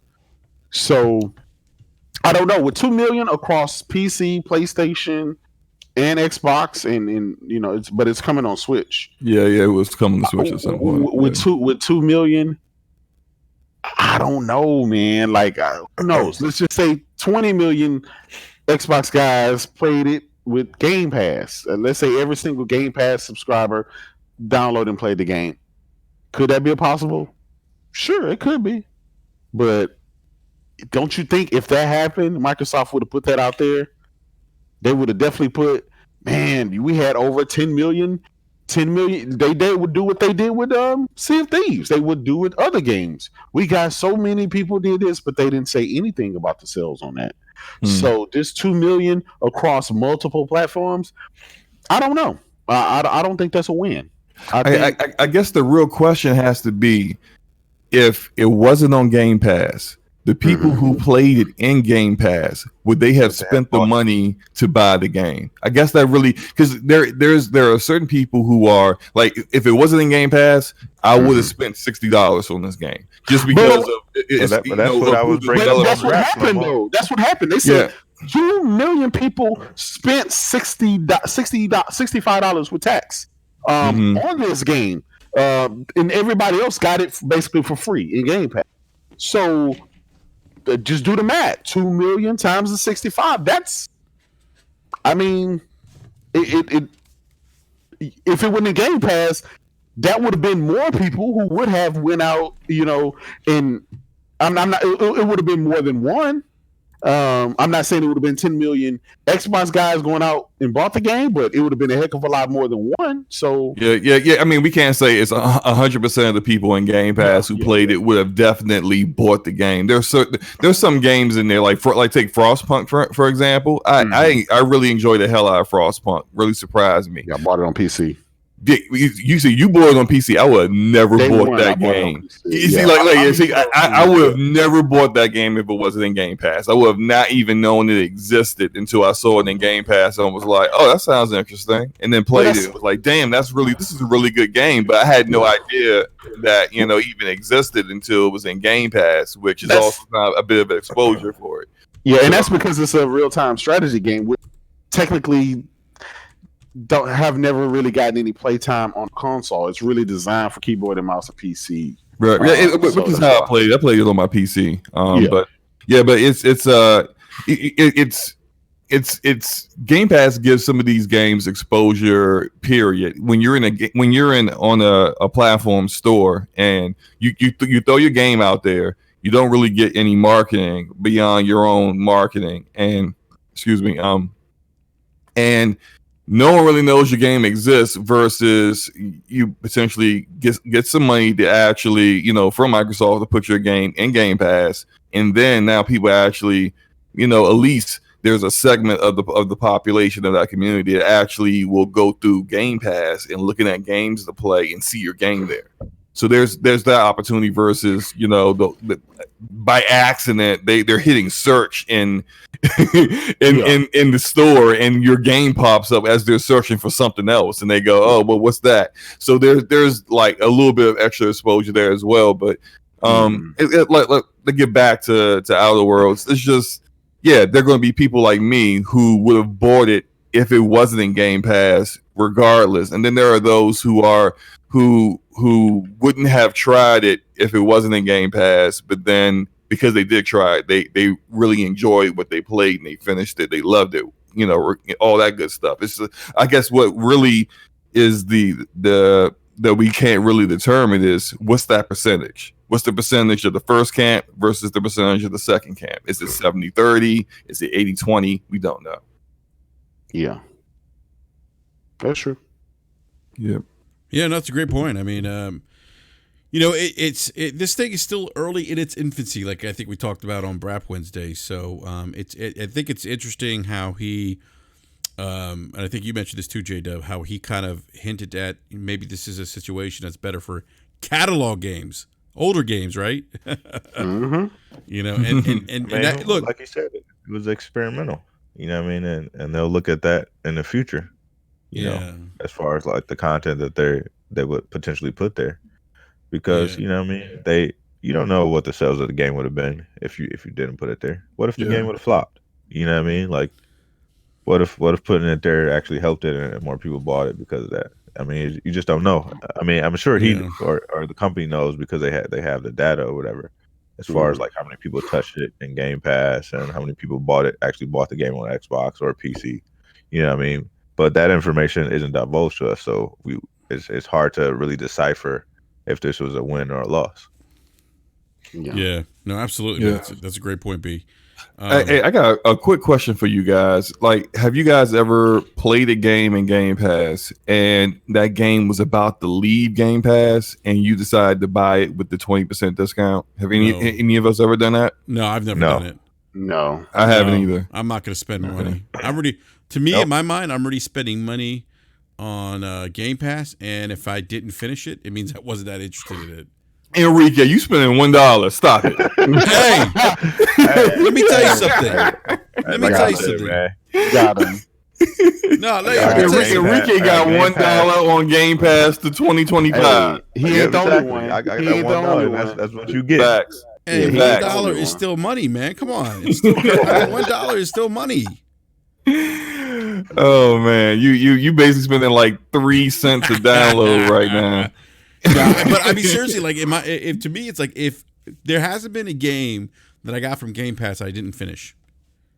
Okay, yeah. So I guess that's what it comes down to, because I don't know how long Frostpunk is going to be in there. Like I did the main campaign or the main scenario in Frostpunk. I got to the end. I don't want to get too deep into the woods with it. I loved it, but I ended up getting assassinated before I could finish the main scenario. So I'm doing it again, but I've been playing so many different things. So I kind of wonder, like, Frostpunk might actually be the first game that I may actually spend money on and straight up buy, just so that, like, when it leaves Game Pass, that I'm that kind of SOL, like, damn, I didn't finish that.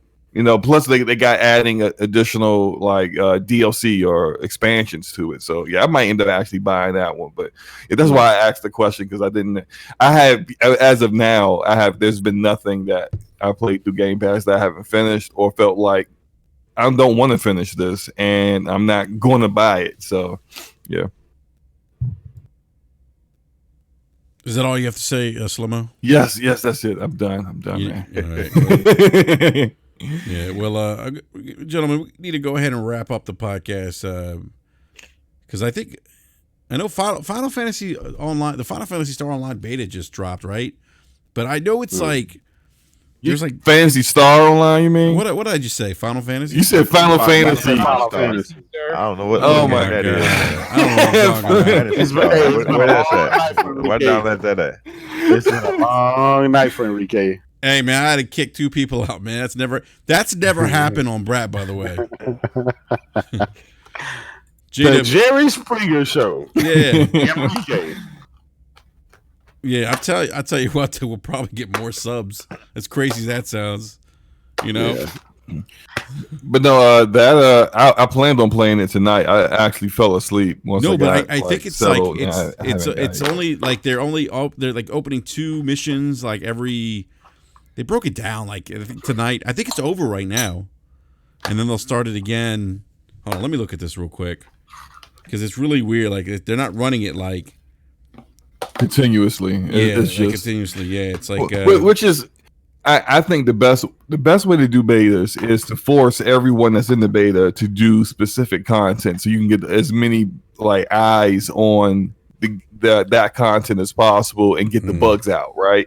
So like instead of just letting people do whatever, and then you're gonna get people who are just standing around like, you know, shooting at walls and emoting at one another and not doing anything, and you're like, well, I mean, that's pointless for us. Some of these bugs are gonna make it into the launch of the game because no one's actually doing what you want them to do. So I get it. Yeah. So looks like, all right. So here's the deal with Phantasy Star Online. So which is going to be better than Destiny 2. Let's see here. February 7th quest, the Cradle of Darkness. We missed it. No, actually, no. We didn't miss it. It's 8 to 8:30 p.m. I mean 8 to 8:30 p.m. Pacific Standard Time. So that's coming up here shortly. the next 15 minutes, right? And then the Giant Automata, The Awakening, is 10 to 10:30 p.m. Pacific Standard Time. That's today. And then tomorrow, they're going to do the Cradle of Darkness again and the Giant Automata, and that's the Cradle. The Cradle one is 7 to 7:30 a.m. Pacific Standard Time, and then 1 to 1:30 p.m. Pacific Standard Time, and then they'll have more times on Saturday. But you can go on. You can go to the Xbox news from Xbox.com to see the schedule. But I just thought it was interesting. I get your points, Limo. They kind of want to, I guess, do like a test and a control setting by having people focus on specific what's it called, missions or whatever, right? Yeah. So, but it's the best way to go about it. I've seen other developers just allow people the full the whole game, but a good a build of the game, and it ends up being counterproductive. The people enjoy playing that build, but the point of a beta is to get rid of bugs and to help the developer get ready for launch, and that's not very productive. So yeah, well, I'm excited to see. I think this is look. I mean, I don't think a lot of people on the Xbox platform are going to be playing this game, but in my opinion, I think this was kind of a big get for them because it's it released on PlayStation and PC.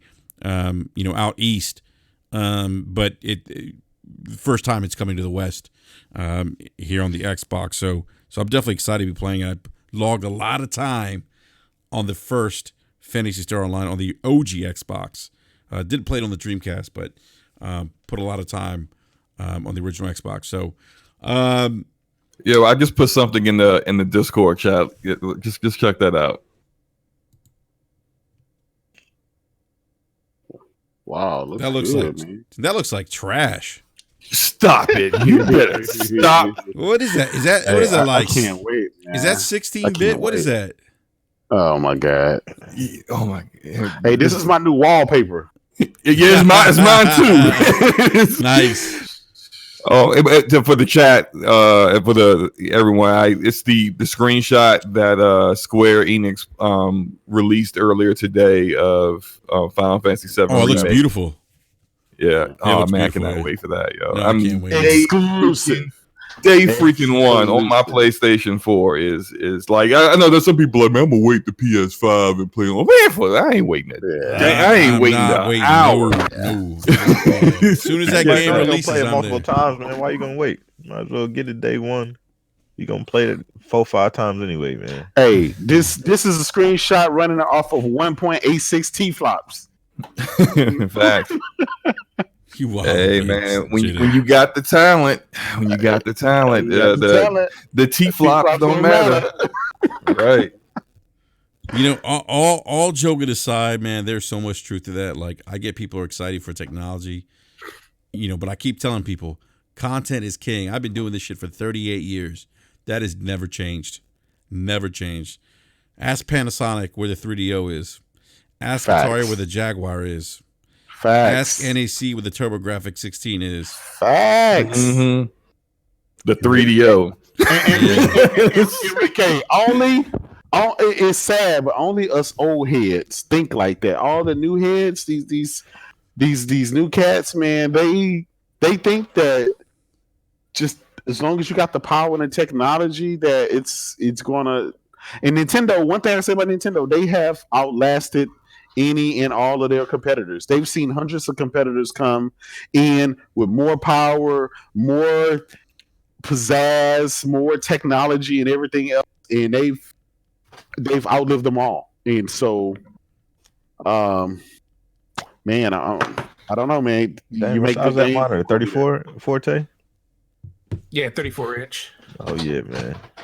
I see you. Oh yeah. Oh wow. Oh, Forte. That widescreen. Yeah. Yo, how many games? I'm getting a 34, bro. How many games on PC support that format? It's getting a lot. Pretty much all of them. Really? A good 90% of them. Yeah. Oh, really? If I wasn't so much of a dual monitor guy, I would definitely go with that. Here, I'll show you. I'll take a picture of something that you'll appreciate, Slomo. Better not be Destiny. It will be Destiny. It will be Destiny. Of course it's going to be Destiny, yeah. course, it's going to be Destiny. I like that though. Ains in the DM on Twitter is tweeting out his widescreen monitor. What he get? He got he just got a PC rig. But he's got like is a 32-inch widescreen monitor? Oh yeah. Yeah, it looks he's playing nice. Yeah, man. Nice. I think I did see him say he it seems like that's like the wave. You either go widescreen or you go IPS monitor 1440p with 144 hertz for the refresh rate. Oh, I'm sorry, refresh rate like 5 milliseconds or less. Yeah, that's why it's hard for me to do. This is why I talk about PC gaming so much, man, because it's just a different beast. It's different. Yeah. So, all right, everyone. On that note, we're gonna go ahead and wrap up this rant. And boy, wow, was it ever a rant? I don't even know what happened there. You should pick your titles next time. Pick them more wisely. Yeah, maybe, But like I said, man, I always welcome different point of views. I always feel like it's healthy to have different point of views, right? Yeah, it's great barbershop talk, man, when you got different point of views. Exactly. So, yeah. So, on that note, I want to thank everyone in the live chat. Thanks for hanging out with us tonight. Thank you for the super chats. Definitely appreciate that. Big shout out to our special guests, J-Dub, OBJ, and Cal L, and Slow-Mo for coming in and starting a fight. Hey, look, man. And next time I'm a tone down. I'm gonna tone down my sexy, man. My sexy. I come in and just like immediately people get riled up. No, that's not crazy, man. Forte, are you gonna let this man talk reckless like that, Forte? He ain't talking to me. Slow-Mo, I don't even think we heard you come in, man. I don't know. I saw your I just popped in and it literally. He just kept saying, OBJ, calm down, OBJ. Look, as soon as I came in, Forte was talking, right? So, like, I mean, it was 10 seconds of Forte talking, then it was just like, then you got I can't even imitate OBJ very well. But you know how his cadence is, and then Cal's going, and I'm just like, wait, what's happening? I had no idea what was going on. I really was confused for a good 5 minutes of screaming, cussing, and all that good stuff. But I mean, yeah, shout out to both of them. That was something. Yeah, that was that's I mean, and then I hear someone saying mute him, and I mute him, but then I didn't hit server mute, so I only muted them on my end, so they were still going at it. I thought I had them muted. And then I unmuted them. And I was like, I just no. And then it just, I was like, I gotta check Discord. Yeah, I gotta let him go. So, but Oh, that's nice. That's nice. Oh man, yo, that looks amazing. Wow. Oh, you guys are in the chat. Okay, see, what is that? That's Destiny. Oh wow! Look, you see how like oh my so god, he got his frame his FPS monitor, but it's supposed to be like all the way in the corner of your screen, but it's like in the middle. How far in the middle it is? Yeah. Everything's in the middle, but you can actually see like everything. Like that is awesome. Oh man, I might have to upgrade. I'm not even lying. It's hard to go back to console after this. I need that new system to have. That's why I said the new system got to have a field of view slider. I have to. But I am happy that AMD and NVIDIA are trying to push Xbox to having support ultra wide monitors, because that was an article that came out. Yeah. I'm about to post my monitor setup in the look. Don't be judging see your my cable. Duct tape. My cable management is a little iffy, but don't be judging me, okay? Right, hey guys, Slow-Mo just posted his monitor. It's actually an old CRT TV with the pliers. Hey, don't knock CRT, man. It's people still doing CRT. OBJ, look what you got. OBJ, I mean, Slow-Mo, you got the Stream Deck going on. Yeah, I don't even use that thing. Yeah, I don't stream anything. Hey, if you don't use it, send it my way, sir. I'm gonna use it eventually. I always say you're not gonna use it. Come on. I always say I'm gonna start streaming one day. How long have you had that, Slow-Mo? How long have you had that for? I don't even want to tell you how long I've had that. Like it's been a while. Yeah, I've had it for like at least like 8 months. Yeah. All right, guys. Well, on that note, we're gonna have to wrap up the show because I'm hopefully try to get some Phantasy Star Online in. See if I can do that. Hopefully I don't fall asleep. But again, big shout out to everyone, all the special guests tonight. And yeah, we'll be back. Guys, actually, we're going to have a very special guest this coming Wednesday night. We're going to have Hogue, who's been on the IOP. Richard Hogue, who he's an attorney. I guess he does stuff in the gaming industry, I think. I don't remember. Talk about Hogue Law? Hogue Law, yes. Hogue Law. Here in Michigan? He's sir. Literally 15 minutes from my house where its offices are. Are you serious?